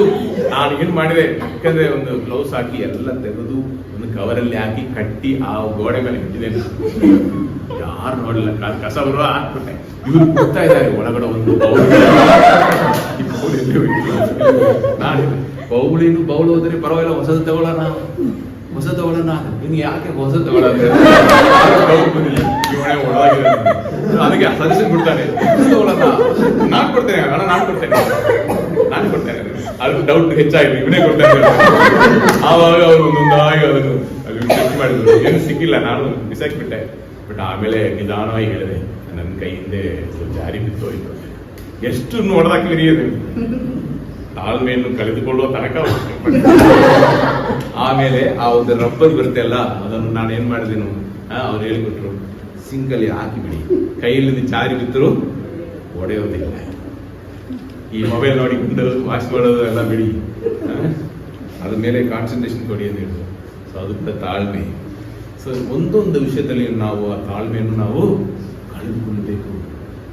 ಈ ರೀತಿಯಲ್ಲಿ ನೀವು ಕಲಿತುಕೊಂಡ್ರೆ ಸೇವೆಯಲ್ಲಿ, ವಿಶ್ವಾಸಿಯು, ಕುಟುಂಬದ ಜೀವನದಲ್ಲಿ, ಕೆಲಸದಲ್ಲಿಯೂ ನೀವು ಶ್ರೇಷ್ಠವಾಗಿ ಬೆಸ್ಟ್ ಆಗಿ ಬರುವಿರಿ. ಹಲ್ಲೆಲೂಯಾ. ಕ್ರಿಸ್ತೇಸು ತಾಳ್ಮೆಯುಳ್ಳವರಾಗಿದ್ದರು, ವಿಶ್ವಾಸಿಗಳಾಗಿ ನಮ್ಮಲ್ಲಿಯೂ ಅದನ್ನು ಬಯಸುತ್ತಾರೆ. ನೀವು ನೋಡಿದರೆ ಪ್ರತಿಯೊಂದು ಸೇವಕರು, ಪ್ರತಿಯೊಂದು ಆರಿಸಲ್ಪಟ್ಟ ಭಕ್ತರಲ್ಲಿ ನೋಡಿದರೆ ಮೋಶೆಗೆ 40 ವರ್ಷಗಳಾಯಿತು. ಅವನು ಮಿದ್ಯಾನ್ ದೇಶದಲ್ಲಿ 40 ವರ್ಷಗಳು, ಈ ಮುಂಚಾಣೆಯಲ್ಲಿ ನೀವು ನೋಡಿರ್ಬೋದು, ನಾನು ವಾಕ್ಯದಲ್ಲಿ ಹಾಕಿದೆ. ಹೇಳ್ತಾನೆ 40 ವರ್ಷ ಅವನು ಕುರುಬನಾಗಿದ್ದನು. ರಾಜಕುಮಾರನಾಗಿದ್ದವನಿಗೆ 40 ವರ್ಷ ಕುರುಬನ ಕೆಲಸ. 40 ವರ್ಷ ಆದ್ಮೇಲೆ ದೇವರು ಅವನಿಗೆ ತೋರಿಸ್ಕೊಂಡ್ರು. ಹಲ್ಲೆಲೂಯಾ. ಆದ ತನಕ ಅವನು ತಾಳ್ಮೆಯಿಂದ ಕಾಯ್ತಾ ಇದ್ದನು. ಅದು ಬಿಡಿ, ಇಸ್ರೇಲ್ ಜನರಿಗೆ 430 ವರ್ಷ. ಅವ್ರು ಬಿಡುಗಡೆ ಆದ್ಮೇಲೆ ಎಷ್ಟು ವರ್ಷ ಆಯ್ತು? 430 ವರ್ಷದಲ್ಲಿ ಆ ದಾಸತ್ವದ ಏನು ಎಷ್ಟು ಕಷ್ಟ ಅವ್ರು ಕಳೆದುಕೊಂಡ್ರು. ನಾಳೆ ಇಸ್ರೇಲ್ ಜನರೇ, ನಾನು ನಿಮ್ಮನ್ನು ಹೋಗಿ ನಿಮ್ಮನ್ನು ಕಾನಾನ್ ದೇಶದಲ್ಲಿ ಸ್ಥಾಪಿಸುವಾಗ ನಿನ್ನ ಮುಂದೆ ಅನಾಥ, ಬೆದವೆ, ಬಡವರು ಬರುತ್ತಾರೆ, ಅವ್ರ ನ್ಯಾಯದಿಂದ ನೀವು ನಡೆಸಬೇಕು. ಅದಕ್ಕೋಸ್ಕರ ಕಲಿತುಕೊಳ್ಳೋದಕ್ಕೋಸ್ಕರ 430 ವರ್ಷ ಅಲ್ಲಿ ನಾನು ನಿಮ್ಮನ್ನು ಆ ಕಷ್ಟ ಸಮಸ್ಯೆಯಲ್ಲಿ ಇಟ್ಟಿದ್ದೇನೆ ಎಂದು ಹೇಳಿ ಅಲ್ಲಿ ಪರೀಕ್ಷಿಸಿದರು. ನಂಬಿಕೆಗೆ ಪರೀಕ್ಷೆ ಬಂದೇ ಬರುತ್ತೆ. ದಾವೀದನಿಗೆ 20 ವರ್ಷ, ಅಬ್ರಹಾಮಿಗೆ 25 ವರ್ಷ, ನಮ್ಮ ಸರ್ ಜಾಕಬ್ಗೆ 20 ವರ್ಷ ಹೋದವಾರ ನೋಡಿದ್ದೇವೆ. ಅವ್ರ ಮದುವೆಗೆ 14 ವರ್ಷ ತಗೊಂಡಿದ್ದಾರೆ. ಅವರು ತಾಳ್ಮೆ ಜಾಸ್ತಿ. ಇದೆಲ್ಲ ನಾವು ಏನ್ ಮಾಡಬೇಕು?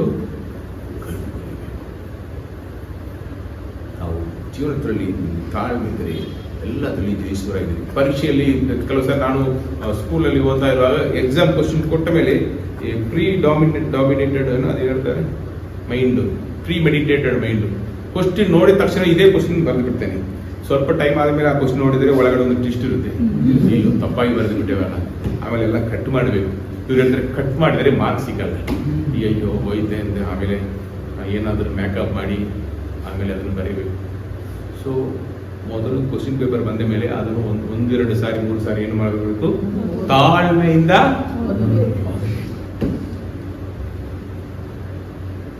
ಇನ್ನೊಂದು ಕಾರ್ಯ, ಮೆಡಿಕಲ್, ಮನೆಯಲ್ಲಿ ಏನಾದರೂ ಒಂದು ಸಣ್ಣದಾಗಿ ಏನಾದರೂ ಒಂದು ಗಾಯಲೆ ಬಂತು, ಫೀವರ್ ಬಂತು, ನೆಗಡಿ ಬಂತು, ನಾವೇ ಮೆಡಿಕಲ್ ಶಾಪ್ ಹೋಗ್ಬಿಡ್ತೇವೆ. ಸರ್ ನೆಗಡಿ ಆಗಿದೆ, ಒಂದು ಟ್ಯಾಬ್ಲೆಟ್ ಕೊಡಿ, ಆಂಟಿಬಯೋಟಿಕ್ ಕೊಡಿ, ಅದು ಕೊಡಿ. ಬಟ್ ನಾವು ಡಾಕ್ಟರ್ಗಳಿಗೆ ಹೋಗೋದಿಲ್ಲ. ನಾವು ವಿಶ್ವಾಸಿಗಳಾಗಿರೋರು ಪ್ರೇಯರ್ ಮಾಡೋದು ಒಂದು ಕಡೆ ಇದೆ, ಬಟ್ ಇನ್ನೊಂದು ಕಡೆ ಡಾಕ್ಟರ್ ಹತ್ರ ಹೋಗಿ ಹೇಳ್ತಾರೆ, first go and consult with a good doctor. ಅವರು ನಿಮಗೆ ಬರೆದು ಕೊಡ್ತಾರೆ ಪ್ರಿಸ್ಕ್ರಿಪ್ಷನ್. ಅದನ್ನು ನೀವು ಏನ್ ಮಾಡಬೇಕು? ತಂದು ಕೊಟ್ಟು, ಅದಕ್ಕೊಂದು ಪ್ರಾಸೆಸ್ ಅದಲ್ಲ. ಇಲ್ಲಿ ಡಾಕ್ಟರ್ ಅಲ್ಲಿಗೆ ಹೋಗ್ಬೇಕು, ಅಲ್ಲಿ ಹೊರಗಡೆ ಕೂರಿಸ್ಬಿಡ್ತಾರೆ ನಮ್ಮನ್ನು, ಅವರು ಕರೆಯೋದಕ್ಕೊಂದು ಟೈಮ್ ಆಗುತ್ತೆ.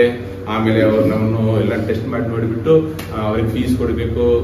ಇಷ್ಟು ಪ್ರಾಸೆಸ್ ಇವ್ರಿಗೆ ಇಷ್ಟ ಅಲ್ಲ. ಡೈರೆಕ್ಟ್ ಮೆಡಿಕಲ್ ಶಾಪ್ ಹೋದ್ರೆ, ಅಣ್ಣವ್ರೆ ನಮಗೆ ನೆಗಡಿ ಆಯ್ತು, ಒಂದು ಟ್ಯಾಬ್ಲೆಟ್ ಕೊಡಿ. ಇವರು ಮೆಡಿಕಲ್ ಶಾಪ್ ಹೋದ್ರೆ ಅವ್ರು ಡಾಕ್ಟರ್ ಆಗಿರ್ತಾರೆ. ಏನು ಹಿಂಗೆ ಎಲ್ಲಿ ನೋತಾ ಹಿಂಗೆಲ್ಲ ಇದು ತಿಂದ್ರಿ, ಎಷ್ಟು ಹೈ ಡೋಸ್ ನಮಗೆ ಗೊತ್ತಿಲ್ಲ, ತಗೊಂಡ್ಬೇಕು. ಸೊ ಪೇಷನ್ಸ್ ಇಲ್ಲ, ಪ್ರಾಸೆಸ್ ಹೋಗಲ್ಲ. ಆಂಟಿಬಯೋಟಿಕ್ 3 days ಏನ್ ಮಾಡಬೇಕು? ತಗೊಳ್ಬೇಕು. ನಾವು ತಗೊಳ್ಳಲ್ಲ, ಒಂದೇ ದಿವಸದಲ್ಲಿ ಅದೇನಾಗಬೇಕು, ಸರಿಯಾಗಬೇಕು. ಅಮೆರಿಕಾದಲ್ಲಿ ಆಂಟಿಬಯೋಟಿಕ್ ಕೊಡಲ್ಲ, ಗೊತ್ತಾನೆ? ಮೊದಲು ಹೇಳಿದನು, ಇವನು ಏದೋ ಫೀವರ್ ಹೋದನು, ಲೆಮನ್ ಅಲ್ಲಿ ಉಪ್ಪಾಕಿ ಏನೋ ಮಾಡಿ ಬಿಸಿನೀರು ಕೊಟ್ಟು ಕಲಿಸ್ಬಿಟ್ರು. ಇದು ಮನೆಯಲ್ಲೇ ಮಾಡಿರ್ಬೇಕಲ್ಲ, ಇದಕ್ಕೆ ಯಾಕೆ ಹಿಂಗೆ ಬಂದೆ? ಆಂಟಿಬಯೋಟಿಕ್ ಹೇಳಿಬಿಟ್ರು. ಇವ್ರು ಹೇಳಿದನು, ಅಲ್ಲಿ ಅದಕ್ಕೆಲ್ಲ ಅನುಮತಿನೇ ಇಲ್ಲ. ಸೊ ಆ ಪ್ರಾಸೆಸ್ ಬಿಡ್ತಾರೆ. ಅದು ಶರೀರ ಶುದ್ಧೀಕರಣ ಆಗಲಿ, ಆಮೇಲೆ ಸರಿಯಾಗಿ ಬಿಡುತ್ತೆ ಅಂತ. ನಮಗೆ ಆ ದಿವಸದಲ್ಲಿ ಫೀವರ್ ಬಂದ ತಕ್ಷಣವೇ ಅದೇನಾಗಬೇಕು? ಒಂದೇ ಟ್ಯಾಬ್ಲೆಟ್ ಅಲ್ಲಿ ಆ ಫೀವರ್ ಓಡಿ ಹೋಗ್ಬಿಡುತ್ತೆ, ಎದ್ದು ನಡೆದು ಬಿಡಬೇಕು, ಕೆಲಸ ಮಾಡಿಬಿಡ್ಬೇಕು. ಅದಕ್ಕೆ ನಾವು ಆ ಬಾಡಿ ಟೈರ್ಡ್ನೆಸ್ ಆ ಒಂದು ಇದಕ್ಕೆ ನಾವು ಸಮಯ ಕೊಡೋದೇ ಇಲ್ಲ. ಅದು ತುಂಬಾ ವೀಕ್ ಆಗಿಬಿಡುತ್ತೆ. ಹೈಡೋಸ್ ಆಗಬೇಕು, ಪೇಷನ್ಸ್ ಇಲ್ಲ. ಜಿಮ್ಗೆ ಹೋಗ್ತಾರೆ, ಇನ್ನು ಹೇಳ್ತಾನೆ, ಜಿಮ್ಗೆ ಒಳಗಡೆ ಹೋದ ಮೊದಲ ದಿವಸದಲ್ಲಿ ಹಿಂಗೆ ಬಿಡ್ತಾರೆ.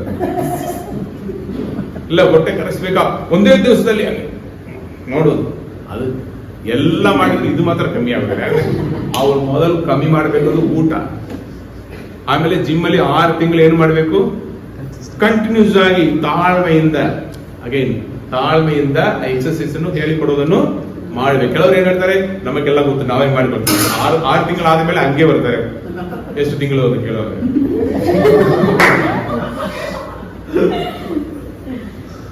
ಮನೆಯಲ್ಲಿ ಯಾರು ಪ್ರೆಸಿಡೆಂಟ್? ಹಸ್ಬೆಂಡ, ವೈಫ? ಎರಡು ಒಂದೇ ತರ ಬರ್ತಾರಲ್ಲ. ಆ ಪ್ರಾಸೆಸ್ ಅಲ್ಲಿ ತಾಳ್ಮೆಯಿಂದ ಅವರು ಹೇಳಿಕೊಡುವ ಆಪ್ಸ್ ಎಕ್ಸರ್ಸೈಸ್ ಏನು ಮಾಡಬೇಕು? ಸರಿಯಾಗಿ ಮಾಡಿದರೆ ಹೊಟ್ಟೆ ಒಳಗಡೆ ಹೋಗ್ಬಿಡುತ್ತೆ. ಆ ಪೇಷನ್ಸ್ ಇಲ್ಲ. ಒಂದೇ ದಿವಸದಲ್ಲಿ ಎಲ್ಲ ಮಾಡೋದು, ಹಿಂಗೆ ಮಾಡಿ ಮತ್ತೆ ದಿವಸ ಅದು ಎತ್ಕೊಂಡು ಬರ್ಬೇಕು. ಲೆಗ್, ಹ್ಯಾಂಡ್ ಎಲ್ಲ, ಥೈಸ್, ಬೈಸೆಪ್ಸ್ ಎಲ್ಲ ಒಂದೇ ದಿವಸದಲ್ಲಿ ಮಾಡೋದು. ಇದನ್ನು ಕೊಡು, ಇದೇನು 5 ನಿಮಿಷ ಅಲ್ಲಿ ಮರು ದಿವಸ ಚಿಕ್ಕ ಅದೊಂದು ಪ್ರಾಸೆಸ್. ಅದನ್ನು ದಿನ ಸ್ವಲ್ಪವಾಗಿ ಮಾಡ್ತಾ ತಾಳ್ಮೆಯಿಂದ ಮಾಡಿದರೆ 6 ತಿಂಗಳ ಮೇಲೆ ಏನಾಗುತ್ತೆ, ರಿಸಲ್ಟ್ ಸಿಗುತ್ತೆ. ಪರೀಕ್ಷೆಗೆ ಓದುವವರು ಹೇಳ್ತೇನೆ, ಅದನ್ನು ನೀವು ಸ್ಕೂಲ್ ಪ್ರಾರಂಭಿಸಿದ ದಿವಸದಿಂದ ನೀವು ಏನು ಮಾಡಬೇಕು, ದಿನ ರಾತ್ರಿಯಲ್ಲಿ ಓದಬೇಕು. ಕೆಲವೊಂದು ಜನರು ಪರೀಕ್ಷೆ ನೈಟ್ ಅಲ್ಲಿ ಕೂತ್ಕೊಳ್ತಾರೆ. ಬುಕ್ ಆಗಿರುತ್ತೆ, ಮಳೆ ಯಾಕಂದ್ರೆ ಆ ದಿವಸದಲ್ಲಿ ಬುಕ್ಕಿನ ನೋಡ್ತಾರೆ. ಒಂದೇ ನೈಟ್ ಅಲ್ಲಿ ಓದಿ ಬಿಡಬೇಕು. ರಾತ್ರಿ ಎಲ್ಲ ಮಳಗಲ್ಲ, ಹಂಗೆ ಬಿಸ್ನೆಸ್ ಪ್ರಾಸೆಸ್ ಫುಲ್ ರಾತ್ರಿ ಬಿಸ್ನೆಸ್ ಪ್ರಾಸೆಸ್ ಅನ್ನು ಬಿಟ್ಟು ಹೊರಗಡೆ ಬಾಳ ಅದೇ ಹೇಳ್ತಾರಿಯಲ್ಲ ಅಂದ್ರೆ ರಾತ್ರಿ ತಾನೇ ಬುಕ್ಕನ್ನು ಹೊಸದಾಗಿ ನೋಡ್ತೇನೆ. ಆ ಮರು ದಿವಸ ಹೋಗಿ ಪರೀಕ್ಷೆಯಲ್ಲಿ ಪಾಸ್ ಆಗೋದಾಗಲ್ಲ. ಡೈಲಿ ಓದ್ತಾ ಇದ್ದಾರೆ. ನಾನು ಬೈಬಲ್ ಕಾಲೇಜಲ್ಲಿ ಅದನ್ನು ಫಾಲೋ ಮಾಡಿದೆ. ಇಂಜಿನಿಯರಿಂಗ್ ಓದ್ತಾ ಇರೋರು, ಸ್ಕೂಲಲ್ಲಿ ಓದ್ತಾ ಇರೋರು ನಾನು ಫಾಲೋ ಮಾಡಿದೆ. ಆ ಪರೀಕ್ಷೆಗೆ ಮೊದಲ ದಿವಸ ನಾನು ಕ್ರಿಕೆಟ್ ಆಡ್ತಾ ಇರೋದು. ಅವ್ನು ಹೇಳ್ತಾರೆ, ಅವನ ಜೊತೆ ಆಡಬೇಡ, ಅವನೆಲ್ಲ ಮುಗಿಸಿರ್ತಾನೆ, ನಾವು ಅವನ ಜೊತೆ ಆಡಿದ್ರೆ ನಾವು ಫೇಲ್ ಆಗಿಬಿಡ್ತೇವೆ. ಸಿಸ್ಟಮೆಟಿಕ್ ಆಗಿ ನೀವು ಮುಗಿಸ್ಬಿಡ್ಬೇಕು. 4 ಜನರಿಗೆ ಹೇಳಿಕೊಡ್ಬೇಕು. ಏನ್ ಮಾಡ್ಬೇಕು, ಮುಗಿಸಿದ್ರು ಇದೆಲ್ಲ ಗೊತ್ತಾಗ್ತಲ್ಲ, ಅವ್ರನ್ನ ಕೂತ್ಕೊಂಡು ಕುಳಿಸಿ ಅವ್ರಿಗೆ ನಾನು ಹೇಳಿಕೊಡ್ಬೇಕು. ಆವಾಗ ನನಗೆ ಇನ್ನೊಂದ್ಸಾರಿ ಏನಾಗುತ್ತೆ, ಅದು ರಿಪೀಟ್ ಆಗುತ್ತೆ. ಓದಿಕೊಳ್ತೇನೆ, ಫಸ್ಟ್ ಮಾರ್ಕ್ ತಗೊಳ್ತಿರ್ತೇವೆ. ಸೊ ಇರುವಾಗ ನೀವು ಆ ಪ್ರಾಸೆಸ್ ಅಲ್ಲಿ ತಾಳ್ಮೆಯಿಂದ ನೀವು ಮೊದಲಿಂದೇ ಸಿದ್ಧಪಡಿಸಿಕೊಳ್ಬೇಕು. ಮನೆ ಕಟ್ಟೋನು ಹಂಗೆ, ಅಡಿಗೆ ಮಾಡೋನು. ನೀವು ಕೆಲವು ಮನೆಯಲ್ಲಿ ನೋಡಿದ್ರೆ ಎಲ್ಲ ಕಪ್ಪಾಗಿ ಬಿಡುತ್ತೆ. ಎಣ್ಣೆ ಹಾಕಿದ ತಕ್ಷಣ ನೀವು ಒಗ್ಗರಣೆಯಲ್ಲಿ ಅಂತ ಎಲ್ಲ ಬ್ಲ್ಯಾಕ್ ಆಗಿಬಿಡುತ್ತೆ. ಕಾರಣ ಏನು ಗೊತ್ತಾ, ನೀವು ಸಾಸಿವೆ, ಕರಿಬೇವು, ಒಣಮೆಣಸಿನಕಾಯಿ, ಇದು ಬೇಕಾದ ಉದ್ದಿನ ಕಾಳು ಇದೆಲ್ಲ ತೆಗೆದಿಟ್ಟ ಮೇಲೆ ಎಣ್ಣೆಯನ್ನು ಏನ್ ಮಾಡ್ಬೇಕು, ಉರಿ ಹಾಕಿ ಆಮೇಲೆ ಒಂದೊಂದಾಗಿ ಹಾಕಿದ್ರೆ ಹಂಗಾಗತ್ತೆ. ಇವರು ಉರಿ ಬಂದು ಎಣ್ಣೆ ಹಾಕಿ ಅದು ಕುದಿತಾ ಇದೆಲ್ಲ ಆ ಟೈಮಲ್ಲಿ ಹುಡುಕೋದು. ಫ್ರಿಡ್ಜಿಗೆ ಹೋದ್ಮೇಲೆ ಸಾಸೆ ಕಪ್ಪಾಗಿ ಬಿಡುತ್ತೆ. ನಿಜ ತಾನೆ, ಇವೆಲ್ಲ ಮಾಡಿ ನಾನು ಮಾಡಿದ್ದೇನೆ. ಆಮೇಲೆ ಗೊತ್ತಾಯ್ತು, ಸಿಮ್ಮಲ್ಲಿ ಹಾಕಿ ಅದನ್ನೇ ಕೈ ನೋಡಿ ಎಲ್ಲ ಹತ್ತಿರ ಇಟ್ಕೊಳ್ತೇನೆ. ಆಮೇಲೆ ಒಂದೊಂದಾಗಿ ಹಾಕಿ ಎಲ್ಲ ರೆಡಿಯಾಗಿ, ಸರೌಂಡಿಂಗ್ ಅಲ್ಲಿ ಫುಲ್ ರೆಡಿ ಆಗಿರ್ಬೇಕು. ಆವಾಗ ನೀವು ಅಡಿಗೆ ಮಾಡಿದ್ರೆ ಈಸಿಯಾಗಿ ಬರುತ್ತೆ, ಶೀಘ್ರ ಮುಗಿಸ್ಬೋದು. ಬಟ್ ನಾವು ಏನು ಮಾಡಿವು, ಆ ಪ್ಲಾನ್ ಮಾಡಿಕೊಂಡು ಪ್ರೀ ಪ್ಲಾನಿಂಗ್ ಮಾಡಿಕೊಂಡು ಮಾಡೋರು ಒಂದು ಟೈಪ್, ಅವ್ರ ಪೇಷನ್ಸ್ ಇರುತ್ತೆ, ತಾಳ್ಮೆ ಇರುತ್ತೆ. ಇನ್ನೊಬ್ಬ ಜನರು ಆ ಒಂದು ಸಮಸ್ಯೆ ಒಳಗಡೆ ಏನ್ ಮಾಡ್ತಾರೆ, ಧುಮುಕಿ ಬಂದ್ಬಿಡ್ತಾರೆ, ಆಮೇಲೆ ಎಲ್ಲ ಒಂದು ಮಾಡೋರು. ಅದು ಸರಿ ಬರಲ್ಲ. ಟೆನ್ಷನ್, ಹೈಪರ್ ಟೆನ್ಷನ್, ಥೈರಾಯ್ಡ್ ಎಲ್ಲ ಬರೋ ಕಾರಣ ಅದನ್ನು ತಾಳ್ಮೆಯಿಂದ ಪೇಷಂಟ್ ಆಗಿ ಮಾಡೋದೇ ಇಲ್ಲ. ನಿಮಗೆ ಬಹಳ ರೋಗಗಳೇ ಬರಲ್ಲ. ಆ ಒಂದು ಸಮಯ ಅದಕ್ಕೆ ಕೊಟ್ಬಿಡ್ಬೇಕು. ಪ್ರಾರ್ಥನೆಗೆ ಒಂದು ಸಮಯ, ಅದನ್ನು ತಾಳ್ಮೆಯಿಂದ ಮಾಡ್ಬೇಕು. ಕೂತ್ಕೊಂಡೆ ಒಂದು 4 ಹಾಡು, ಜಗಭಗ ಶ್ರೀಯೇಸುನಾಮ ಅತಿಶಯನಾಮ, ಶ್ರೀಯೇಸುನಾಮ ಅತಿಶಯನಾಮ, ನೆಕ್ಸ್ಟ್ ಹಾಡು ಆರಾಧಿಸ, ನೆಕ್ಸ್ಟ್ ಹಾಡು ಆತ್ಮದೇಶರೇ ಹಾಲೆಲೂಯಾ, ಅಷ್ಟೇ ಮುಗಿದೋಯ್ತು ವಾಕ್ಯ ಭಾಗ. ಇರೋದಕ್ಕೆ ಚಿಕ್ಕದೇನು 23ನೇ ಕೀರ್ತನೆ, ಸುಭೋಕೃಪೆ ನಮ್ಮನ್ನು ಇಂಪಾರ್ಟೆಂಟ್. ದೇವರೇ ನಾವು ಇವತ್ತು ಮಾಡಿದ ಪ್ರಾರ್ಥನೆಗೆ ದೊಡ್ಡ ಕಾರ್ಯವನ್ನು ಮಾಡಬೇಕು. ಕಾಲೇಜಲ್ಲಿ, ಓದೋ ಸ್ಥಳದಲ್ಲಿ, ವರ್ಕಿಂಗ್ ಪ್ಲೇಸ್ ಅಲ್ಲಿ ದೊಡ್ಡ ಆಶೀರ್ವಾದ. ಒಬ್ಬನು ಎದುರು ಕಡೆ ಬರ್ಬಾರ್ದು, ಒಂದು 300 ದೂರನ್ನು ಕಳಿಸಿಬಿಡಿ, ಹೋಗ್ಬೋದು. ಯೇಸು ನಾಮದಲ್ಲಿ ತಂದೆ ಟೈಮ್ ಮಾಡಿದ್ರೆ 5 ನಿಮಿಷದಲ್ಲಿ ಮುಗಿದೋಯ್ತು. ನಮಗೆ ಸ್ಯಾಟಿಸ್ಫ್ಯಾಕ್ಷನ್, ನಾವು ಪ್ರಾರ್ಥನೆ ಮಾಡಿ ಮುಗಿಸಿದೆ. ಆಮೇಲೆ ನಾವು ಮನೆ ಕೆಲಸಗಳ ಟೈಮ್ ಕೊಡ್ತೇವೆ. ಬಟ್ ದೇವರಿಗೂ ಸಮಯ, ಪೇಷನ್ಸ್ ಇಲ್ಲದೆ ಮಾಡೋ ಎಷ್ಟೋ ಆರಾಧನೆಗಳು ಭಾರತದಲ್ಲಿ ನಡೀತಾ ಇದೆ. ಒಂದು ಕಾಲದಲ್ಲಿ ನಾನು ಗುಜರಾತಲ್ಲಿ ಇರುವಾಗ ಆರಾಧನೆ ಸ್ಟಾರ್ಟ್ ಆಗಿದ್ರೆ 1 ಗಂಟೆ ಬರೀ ನಡೆಯೋದು. ಬಟ್ ಇವತ್ತು ಹೋದ್ರೆ 9 ಗಂಟೆ 11 ಗಂಟೆ ಬರೀ ಮುಗಿಸ್ಬಿಡ್ತಾರೆ. ನಾಳೆ ಚರ್ಚೆಗೆ ಹೋದ್ರೆ ಮುಗಿದೋಯ್ತು ಸರ್, ಮುಗಿದೋಯ್ತಾ. ನಾವು ಮುಂಚೆಲ್ಲ ಬರುವಾಗ 1 ಗಂಟೆ ಬರೀ ಯಾರು ಸರ್ ಕೂತಿರ್ತಾರೆ, 30 ನಿಮಿಷ ಪ್ರಯತ್ನ ಮಾಡ್ತೇವೆ. ಎಲ್ಲರಿ ತಾಳ್ಮೆ ಬೇಕು. ತಾಳ್ಮೆ ಕೊಡ್ಕೊಂಡಿರೋ ಕಾಲದಲ್ಲಿ ನಾವು ಬರ್ತೇವೆ. ನಾವು ಹೇಳಿದ ರೀಲ್ಸ್ ಕಾಲ ಇದು. ಆ 30 ಸೆಕೆಂಡಲ್ಲಿ ಎಲ್ಲ ಮುಗಿದೋಗಿರುತ್ತೆ. ಅದು ನಿಮ್ಮನ್ನು ಪರಿಪಕ್ವತೆಯಲ್ಲಿಯೂ ಪರಿಪೂರ್ಣತೆಯಲ್ಲಿಯೂ ತರುವುದಕ್ಕೆ ಸಾಧ್ಯವೇ ಇಲ್ಲ. ಆದರೆ ಇವತ್ತು ದೇವರು ನಿಮ್ಮ ಜೊತೆ ಮಾತನಾಡಿದ್ದಾರೆ. ಎಷ್ಟೋ ಎಕ್ಸಾಂಪಲ್ಸ್ ಬೈಬಲ್ ಇವೆ. ನಾನು ತಗೊಂಡದು ಯೋಬನ ಚರಿತ್ರವನ್ನು, ಅದು ಇವತ್ತು ನಾನು ಟಚ್ ಮಾಡಿದ್ರೆ ಮುಗಿಸೋದಕ್ಕಾಗಲ್ಲ. ಆದ್ದರಿಂದ ಇನ್ನೊಂದು ವಾರ ನೋಡೋಣ. ಇವತ್ತು ನೀವು ನೋಡಿದ ಈ ಒಂದು ವಾಕ್ಯ ಭಾಗವನ್ನು ಇನ್ನೊಂದು ಸಾರಿ ಓದಿ ನಾವು ಮುಗಿಸೋಣ. ನಮ್ಮ ನಂಬಿಕೆಗೆ ಪರೀಕ್ಷೆ ಬಂದೇ ಬರುತ್ತೆ. ಆ ಪರೀಕ್ಷೆ ಏನ್ ಮಾಡ್ತದೆ? ತಾಳ್ಮೆಯನ್ನು ಉಂಟು ಮಾಡುತ್ತದೆ.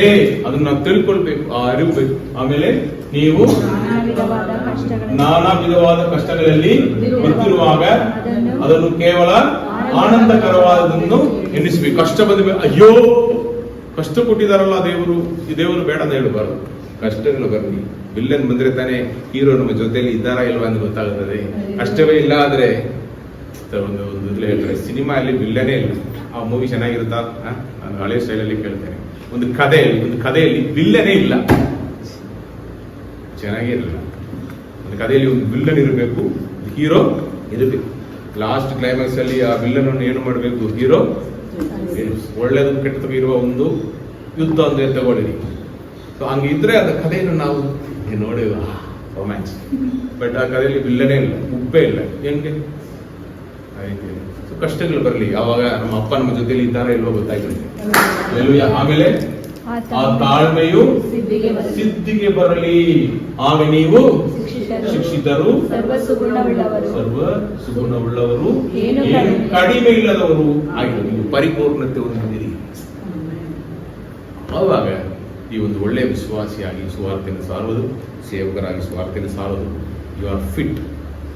ಯೋಗ್ಯತೆ ಹೊಂದಿದವರು ಅಂದ್ರೆ ಯೋಗಿಗೊಳಿಸಿದವರು ಕ್ರಿಸ್ತು ಯೇಸು ಪವಿತ್ರಾತ್ಮನ ಮುಖಾಂತರ ಅವರು ಮಾಡಿದ್ದಾರೆ. ಹಲ್ಲೆಲೂಯಾ. ಆಮೇಲೆ ಸತ್ಯವೇದ ಧ್ಯಾನಿಸೋರು ಹೇಳ್ತೇನೆ, ಸುಮ್ಮನೆ ಹಂಗೆ ಓದಿಕೊಂಡು ಹೋಗಬಾರ್ದು. ಅದಕ್ಕೆ ಸಮಯ ಏನ್ ಮಾಡಬೇಕು? ಕೊಡಬೇಕು. ಒಂದು ಅಧ್ಯಾಯ ಓದಿದ್ರು ಅದನ್ನು ನೀವು ಪೂರ್ಣವಾಗಿ ಓದಿ ಅದ್ರಲ್ಲಿ ಏನು ದೇವರು ಮಾತನಾಡಿದ್ದಾರೆ ಎಂದು ಅದನ್ನು ನೀವು ಬರೆದು ಇಟ್ಕೊಳ್ಬೇಕು ಡೈರಿಯಲ್ಲಿ. ಎಷ್ಟು ಜನ ಡೈರಿ ಯೂಸ್ ಮಾಡ್ತೀರಿ? ಮೊಬೈಲಲ್ಲಿ ಕೂತಿರ್ತೀರಾ, ನೋಟ್ಸ್ ಎಲ್ಲ ಮೊಬೈಲ್ ಇದೆಯಾ? ಒಂದು ದಿವಸ ಇಲ್ಲದೆ ಹೋಗಿಬಿಟ್ರೆ, ವ್ಯಾನಿಷ್ ಆಗಿಬಿಟ್ರೆ ಹೋಗಿಬಿಡುತ್ತೆ. ಡೈರಿಯಲ್ಲಿ ಏನು ಮಾಡಬೇಕು? ಬರೆದಿಟ್ಕೊಳ್ಬೇಕು. ಇದು ದೇವರು ಇದನ್ನು ನನ್ನ ಜೊತೆ ಮಾತನಾಡ್ತಾರೆ. ಅದಕ್ಕೂ ತಾಳ್ಮೆ ಬೇಕೇ ಬೇಕು. ತಾಳ್ಮೆಯನ್ನು ಕಳೆದುಕೊಳ್ಳಿ. ಮಾತುಗಳಲ್ಲಿ ತಾಳ್ಮೆ ಬೇಕು. ಇನ್ನೊಬ್ಬರು ಮಾತನಾಡುವಾಗ ನಾವು ಮಾತನಾಡಬಾರ್ದು. ಇನ್ನೊಬ್ಬರು ಮಾತನಾಡುವಾಗ ನಾವು ಅವ್ರು ಮಾತನಾಡೋದು ಬಿಡಬೇಕು. ಕೌನ್ಸಿಲಿಂಗ್ ಮಾಡೋರು ಇದ್ದಾರೆ. ಸರ್, ನಾನು ತುಂಬಾ ಕಷ್ಟದಲ್ಲಿ ಬಂದಿದ್ದೀನಿ, ನಾನು ಒಂದು ಕಷ್ಟದಲ್ಲೇ ಇದ್ದೇನೆ ಒಂದು ಕಾಲದಲ್ಲಿ. ಆ ಕಷ್ಟ ಹೆಂಗ್ ಗೊತ್ತಾ? ಅದು ಇವ್ರು ಸಾಕ್ಷಿ ಸ್ಟಾರ್ಟ್ ಮಾಡಿಬಿಡ್ತಾರೆ. ಅವನು ಕೂತಿರ್ತಾನೆ, ನಮ್ಮ ಸಾಕ್ಷಿ ಯಾವಾಗ ಹೇಳ್ಬೋದು, ನಮಗೆ ಯಾವಾಗ ಇವರು ನಮಗೆ ಪರಿಹಾರವನ್ನು ಕೊಡ್ತಾರೆ. ಅರ್ಧ ಗಂಟೆ ಇವ್ರು ಸಾಕ್ಷಿಲಿ ಓದ್ತಾ ಇರುವರು. ನೀ ಹೇಳು ಸರ್, ಟೈಮ್ ಆಯ್ತು, ಹೋಗ್ತೀನಿ. ನಿಮ್ಗೆ ಏನಾಗಲ್ಲ, ಏನು ಕಷ್ಟ ಬರಲ್ಲ, ನಾನು ಸಾಕ್ಷಿ ಹೇಳ್ದಲ್ಲ, ಹಂಗೆ ನಿಮಗೂ ನಡೆಯುತ್ತೆ. ಅವ್ರ ಕಷ್ಟವನ್ನು ಕಿವಿಗೊಳ್ಳೋದೇ ಇಲ್ಲ. ತಾಳ್ಮೆಯಿಂದ ಕೂತ್ಕೊಂಡು ಅವರು ಏನು ಮನಸ್ಸಲ್ಲಿದೋ ಅದು ಬಿಚ್ಚಿ ಮಾತಾಡೋ ತನಕ ನಾವೇನು ಮಾಡಬೇಕು? ಕೈ ಕಟ್ಟಿಕೊಂಡು ಕೇಳಿಸ್ಬೇಕು. ಮಕ್ಕಳು ಬಂದು ನಮ್ಮ ಹತ್ರ ಮಾತನಾಡುವರು, ಅವ್ರ ಕಷ್ಟಗಳನ್ನು ಹೇಳುವರು. ಇದೆಲ್ಲ ಏನು ಕಷ್ಟ, ನನ್ನ ಹತ್ರ ಒಂದು ಹೇಳಬೇಡ, ಅಪ್ಪನಿಗೆ ಹೋಗಿ ಹೇಳು, ಅಮ್ಮನಿಗೆ ಹೋಗಿ ಹೇಳು, ಹಾಗೆ ಹೇಳ್ಬಾರ್ದು. ಅವರಿಗೆ ಸಮಯ ಕೊಟ್ಟು ಅವ್ರು ಕುಳ್ಳಿರಿಸಿ ಅವ್ರಿಗೆ ಏನು ಕಷ್ಟ. ಒಂದು ವೇಳೆ ನೀವು ಕೇಳದಿದ್ರೆ ಅವರು ಜೊತೆಯಲ್ಲಿ ಓದ್ತಾ ಇರುವವರೆಗೆ ಹೋಗಿ ಹೇಳುವರು. ಹಿಂಗೆ ಅವ್ರು ದೊಡ್ಡವರಾದ ಮೇಲೆ ನೀವು ಪ್ರೀತಿ ತೋರಿಸಿದ್ರೆ ಇವರು ನಮಗೆ ಕಿವಿ ಕೊಡಲ್ಲ ಅಂತ ಯಾರೋ ಒಬ್ಬರನ್ನು ಪ್ರೀತಿಸಲು ಪ್ರಾರಂಭಿಸುತ್ತಾರೆ. ಸೊ ತಾಳ್ಮೆ ಬೇಕು. ಅಲ್ಲಿ ನಿಮ್ಮ ಮಕ್ಕಳಿಗೆ ಸಮಯ ಕೊಡೋದು ತಾಳ್ಮೆ ಬೇಕು. ಅವ್ರಿಗೂ ತಾಳ್ಮೆಯಿಂದ ನೀವು ಸಮಯ ಕೊಡಿ. ಮೊಬೈಲ್ಗೆ ತಾಳ್ಮೆಯಿಂದ ಎಷ್ಟು ಸಮಯ ಕೊಡ್ತೇವೆ ನಾವು? ಏನು ಮಾಡಬೇಕು? ಮಕ್ಕಳಿಗೆ ಸಮಯ ಕೊಡಬೇಕು, ಕಿವಿ ಕೊಡಬೇಕು, ಅದಕ್ಕೆ ತಾಳ್ಮೆ ಬೇಕು. ನೀವು ಹಿಂಗೆ ಮಾಡಿದ್ರೆ ನಿಮ್ಮ ಗಂಡ ಹೆಂಡತಿ ಮಧ್ಯದಲ್ಲಿ ಒಳ್ಳೆಯ ಸಂಬಂಧ, ಒಳ್ಳೆಯ ಬೆಳವಣಿಗೆ ಇರಬೇಕಾ? ತಾಳ್ಮೆ ಇರಬೇಕು. ಅವ್ರಿಗೆ ಸಮಯ ಕೊಡಬೇಕು. ಅವ್ರಿಗೆ ಏನು ಕಷ್ಟ, ಏನು ಆಗ್ತಾ ಇಲ್ಲ ಕೇಳಬೇಕು. ಅಲ್ಲ ಅವ್ರು ನೋಡ್ಕೊಳ್ತಾರೆ, ಅವರು ತುಂಬಾ ದೊಡ್ಡ, ಅವರು ಇದು ಹೀರೋ, ಅವ್ರು ಎಲ್ಲವೂ ನೋಡ್ಕೊಳ್ತಾರೆ. ಮನೆಯನ್ನು ಉಲ್ಟಾ ಹಾಕಿದ್ರೆ ಹಾಕ್ಬಿಡ್ತಾರೆ. ಬಟ್ ಅವ್ರಿಗೆ ಆ ದಿವಸದಲ್ಲಿ ಮಲಗಿ ಎದ್ದು ಹೇಳೋದಕ್ಕೆ ಆ ಪರಿಸ್ಥಿತಿ ಇರುತ್ತೆ. ಅವರೆಲ್ಲ ನೋಡಿಕೊಳ್ತಾರೆ. ಅದೆಲ್ಲ ಹಂಗೆ ಸೆಲ್ಫ್ ಮೇಡು, ಹಂಗೆಲ್ಲ ಯಾರು ಇರಲ್ಲ. ಒಬ್ಬರು ಇನ್ನೊಬ್ಬರಿಗೆ ಪ್ರೀತಿ ತೋರಿಸಿ ಅವ್ರಿಗೇನು ಕಷ್ಟ, ಅವ್ರಿಗೇನು ಸಹಾಯ ಮಾಡಿದರೆ, ಪೇಷನ್ಸ್, ತಾಳ್ಮೆಯಿಂದ ತಿಳ್ಕೊಂಡು ಮಾಡಿದರೆ ಆ ಪ್ರೀತಿಯ ಸಂಬಂಧ ಕಟ್ಟಲ್ಪಡುವುದು, ಮುರಿದು ಹೋಗುವುದಿಲ್ಲ. ಎಲ್ಲದಲ್ಲಿ ತಾಳ್ಮೆ ಹೆಚ್ಚಾಗಿ ಕ್ರಿಸ್ತ ಸ್ವಭಾವ, ಪವಿತ್ರ ಆತ್ಮದ ಫಲಗಳು ಅಲ್ಲಿ ಒಂದು ಈ ತಾಳ್ಮೆ ನಮ್ಮಲ್ಲಿ ಇದ್ರೆ ನಾವು ಜಯಿಸುವುದಾಗಿರೋದು. ಯೋಸೇಫನು ಜಯಿಸಿದನು, ನಾವು ಜಯಿಸುವ. ಹಲ್ಲೆಲೂಯಾ. ಈ ವಾಕ್ಯದ ಮುಖಾಂತರ ದೇವರು ನಮ್ಮನ್ನು ಆಶೀರ್ವದಿಸಿ ನಾವೆಲ್ಲರೂ ಕೂಡ ಈ ತಾಳ್ಮೆ ಬರಬೇಕು. You can not change yourself in a single minute. ಒಂದು ನಿಮಿಷದಲ್ಲಿ ನೀವು ನಿಮ್ಮನ್ನು ಬದಲಾಯಿಸಿಕೊಳ್ಳುವ ಇದೊಂದು ಪ್ರಾಸೆಸ್. ನಾನು ಹೇಳಿದ ಎಷ್ಟೋ ಕಾರ್ಯಗಳು, ಮನೆಯಲ್ಲಿ, ಓದುವ ಕಾರ್ಯಗಳಲ್ಲಿ, ಕೆಲಸದಲ್ಲಿ, ನಾಳೆ ನೀವು ಅದರಲ್ಲಿ ಆ ಪ್ರಾಸೆಸ್ ಅಲ್ಲಿ ಹೋಗುವಾಗ ಅದನ್ನು ಹಿಂಬಾಲಿಸಿ, ಅದಕ್ಕೆ ನೀವು ಒಪ್ಪಿಸಿಕೊಳ್ಳಿ. ಪ್ರಾರ್ಥಿಸೋಣ. ಪ್ರಾರ್ಥನೆ ಮಾಡೋಣ. ನನ್ನನ್ನು ಬಹಳವಾಗಿ ಪ್ರೀತಿಸುವ ಸ್ವಾಮಿ ದೇವರೇ, ನಿಮಗೆ ಕೋಟಿ ಸ್ತೋತ್ರಗಳು ಸ್ವಾಮಿ. ಈ ದಿನದಲ್ಲಪ್ಪ ನಿಮ್ಮನ್ನು ಆರಾಧಿಸೋದಕ್ಕೆ ಕೊಟ್ಟಂತೆ ಈ ವಿಶ್ರಾಂತಿ ದಿವಸಕ್ಕಾಗಿ ನಿಮಗೆ ಸ್ತೋತ್ರ. ಆರಾಧನೆಯಲ್ಲಪ್ಪ ಕೊಟ್ಟಂಥ ಬಿಡುಗಡೆಗಾಗಿ ಸ್ತೋತ್ರ, ಕೊಟ್ಟಂಥ ಸಮಾಧಾನ ಸಂತೋಷಕ್ಕಾಗಿ ಸ್ತೋತ್ರ. ನಮ್ಮೊಂದಿಗೆ ಸ್ವಾಮಿ ಮಾತನಾಡಿದ ವಾಕ್ಯ ಭಾಗಕ್ಕಾಗಿ ನಿಮಗೆ ಕೋಟಿ ಕೋಟಿ ಸ್ತೋತ್ರಗಳು ಸ್ವಾಮಿ. ರಾಜನೆಯಪ್ಪ, ತಾಳ್ಮೆಯಿಂದ ಎಲ್ಲವನ್ನು ಗೆದ್ದಿರುವ ನಿಮ್ಮ ಹಾಗೆ ನಾವು ಬದುಕಬೇಕು ಎಂಬುದಾಗಿ ನಮಗೆ ಹೇಳಿಕೊಟ್ಟ ಕೃಪೆಗಾಗಿ ಸ್ತೋತ್ರ ಸ್ವಾಮಿ. ಪವಿತ್ರ ಆತ್ಮನ ಫಲವಾಗಿರುವ ತಾಳ್ಮೆಯನ್ನು ನಾವು ನಮ್ಮ ಜೀವನದಲ್ಲಿ ಅಪ್ಪ ಸ್ವಾಮಿ ಪಡ್ಕೊಂಡು ರಾಜನೇ, ಅದರಲ್ಲಿ ನಾವು ರಾಜನೇ ನೆಲೆಕೊಂಡು ನಿಂತು ಸ್ಥಿರವಾಗಿ ನಿಂತು ಆಶೀರ್ವಾದ ನಿಧಿಗಳಾಗಿ ಬದುಕಲಿಕ್ಕೆ ನಮಗೆ ಸಹಾಯ ಮಾಡಪ್ಪ. ವಿಶೇಷವಾಗಿ ನಾವು ಮಾತುಗಳಲ್ಲೂ ಅಪ್ಪ, ನಾವು ಮಾಡೋ ಕೆಲಸಗಳಲ್ಲೂ, ಮನೆಯಲ್ಲೂ, ಸಮಾಜದಲ್ಲೂ, ನಾವು ಹೋಗುವ ಜಾಗದಲ್ಲೂ, ಎಲ್ಲೆಲ್ಲಿ ಯಾರ ಹತ್ರ ಮಾತನಾಡಿದ್ರು, ಯಾರ ಹತ್ರ ನಾವು ಕೇಳಿಸ್ಕೊಂಡ್ರು ಸ್ವಾಮಿ ತಾಳ್ಮೆಯಿಂದ ಕೇಳಿಸ್ಕೊಳ್ಳೋರಾಗಿ ಅಪ್ಪ ಸ್ವಾಮಿ ಎಲ್ಲ ವಿಷಯದಲ್ಲಿ ರಾಜನೇ ತಾಳ್ಮೆಯನ್ನು ತೋರಿಸೋರಾಗಿರಬೇಕಾಗಿ ನಮ್ಮನ್ನು ಒಪ್ಪಿಸಿಕೊಡ್ತೇವೆ ಸ್ವಾಮಿ. ಓದುವ ವಿಷಯವಾಗಿರಲಿ, ಅಡುಗೆ ಮಾಡುವ ವಿಷಯವಾಗಿರಲಿ ಅಪ್ಪ ಸ್ವಾಮಿ ರಾಜನ, ಒಬ್ಬರ ಹತ್ರ ಒಬ್ಬರ ಪ್ರೀತಿ ತೋರಿಸೋ ವಿಷಯವಾಗಿರಲಿ, ತಾಳ್ಮೆಯಿಂದ ಸ್ವಾಮಿ ಎಲ್ಲವನ್ನು ಸಹಿಸಿಕೊಂಡು ಪ್ರೀತಿಸಿ ನಿಮ್ಮ ಸ್ವಭಾವವನ್ನು ತೋರಿಸುವ ಮಕ್ಕಳಾಗಿ ನಾವು ಇರಬೇಕಾಗಿ ನಮ್ಮನ್ನು ಒಪ್ಪಿಸಿಕೊಡ್ತೇವೆ ಸ್ವಾಮಿ. ಅಪ್ಪ ರಾಜನೇ, ವಾಕ್ಯವನ್ನು ಅಪ್ಪ ನಾವು ಕೇಳಿಕೊಂಡು ಹೋಗೋರಾಗಿ ಮಾತ್ರ ಇಲ್ಲದೆ ಆ ವಾಕ್ಯ ಪ್ರಕಾರ ನಾವು ನಡೆಯೋದಕ್ಕೆ ನಮ್ಮನ್ನು ಒಪ್ಪಿಸಿಕೊಡ್ತಾ ಇದ್ದೇವೆ. ಪ್ರತಿಯೊಂದು ವಿಷಯದಲ್ಲೂ ನಮಗೆ ತಾಳ್ಮೆಯನ್ನು ಕೊಡಪ್ಪ. ತಾಳ್ಮೆ ಇಲ್ಲದೆ ಹಲವಾರು ರೋಗಗಳು ನಮಗೆ ಬರುತ್ತೆ, ಹಲವಾರು ಕಷ್ಟಗಳು ಬರುತ್ತೆ, ಹಲವಾರು ಏಟುಗಳಾಗುತ್ತೆ, ಸಮಸ್ಯೆಗಳು ಬರುತ್ತೆ ಸ್ವಾಮಿ. ಆದ್ದರಿಂದ ನಾವು ನಮ್ಮನ್ನು ಈ ದಿನ ಈ ವಾಕ್ಯಕ್ಕೆ ವಿಧೇಯರಾಗಿ ಒಪ್ಪಿಸಿಕೊಡ್ತೇವೆ ಸ್ವಾಮಿ. ನಮ್ಮಲ್ಲಿ ಹೆಚ್ಚಾದ ತಾಳ್ಮೆಯನ್ನು ಕೊಡಿರಿ. ಮನೆ ವಿಷಯದಲ್ಲಿ, ಮಕ್ಕಳ ಹತ್ರ ಮಾತನಾಡುವ ವಿಷಯದಲ್ಲಿ, ಗಂಡನ ಹೆಂಡತಿಯಾಗಿ ಅಪ್ಪ ಸ್ವಾಮಿ ಕೆಲಸ ಮಾಡಿ ಮನೆಯನ್ನು ಕಟ್ಟುವ ವಿಷಯವಾಗಿರಲಿ ಅಪ್ಪ, ಕೆಲಸ ಮಾಡುವ ವಿಷಯವಾಗಿರಲಿ, ಒಂದು ಸಣ್ಣ ಪುಟ್ಟ ಕೆಲಸ ಕೊಟ್ಟರು ಸ್ವಾಮಿ, ದೊಡ್ಡ ಕೆಲಸ ಇದ್ರೂ ಸ್ವಾಮಿ, ಎಲ್ಲದರಲ್ಲೂ ತಾಳ್ಮೆಯಿಂದ ಪ್ರೀತಿಯಿಂದ ಅದನ್ನು ಮಾಡಲಿಕ್ಕೆ ನಮಗೆ ಸಹಾಯ ಮಾಡಪ್ಪ.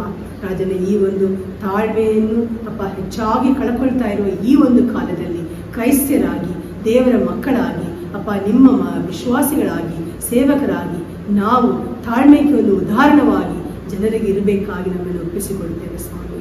ನಿಮ್ಮ ಮುಖವನ್ನು ನೋಡಿ ನಿಮ್ಮ ಸ್ವಭಾವವಾಗಿರುವ ತಾಳ್ಮೆಯನ್ನು ನೆಲೆಸಿಕೊಂಡು ಅನೇಕರಿಗೆ ಸ್ವಾಮಿ ನಾವು ಅಪ್ಪ ರಾಜನೆಯ ಒಳ್ಳೆಯ ಸಾಕ್ಷಿಗಳಾಗಿ ಬದುಕಬೇಕಾಗಿ ಒಪ್ಪಿಸಿಕೊಡ್ತೇವೆ. ಹಾಗೆ ಮಾಡಲಿಕ್ಕೆ ಶಕ್ತನಾಗಿರೋದಕ್ಕಾಗಿ ಸ್ತೋತ್ರ. ವಾಕ್ಯ ಮುಖಾಂತರ ನೀವಪ್ಪ ಯೋಸೇಫನ ಜೀವನದಲ್ಲಿ ತಾಳ್ಮೆಯಿಂದ ಅವನು ಕಾಯ್ತಿದ್ದ ಕಾರಣ ಅರಸನಾಗಿ ಅವನು ಕೂತಿರೋದನ್ನು ನಾವು ನೋಡ್ತೇವೆ ಸ್ವಾಮಿ.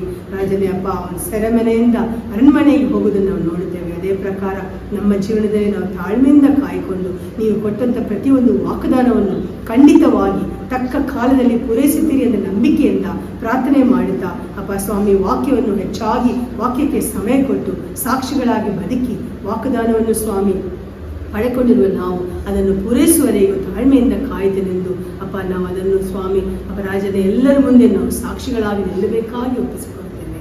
ನಮಗೆ ಮಾಡಲಿಕ್ಕೆ ಶಕ್ತನಾಗಿರೋದಕ್ಕಾಗಿ ಸ್ತೋತ್ರ. ಯೇಸುವಿನ ನಾಮದಲ್ಲಿ ನಮ್ಮ ಪ್ರಾರ್ಥನೆಯನ್ನು ಬೇಡಿ ಹೊಂದಿಕೊಳ್ಳುತ್ತೇವೆ ಜೀವವುಳ್ಳ ತಂದೆ.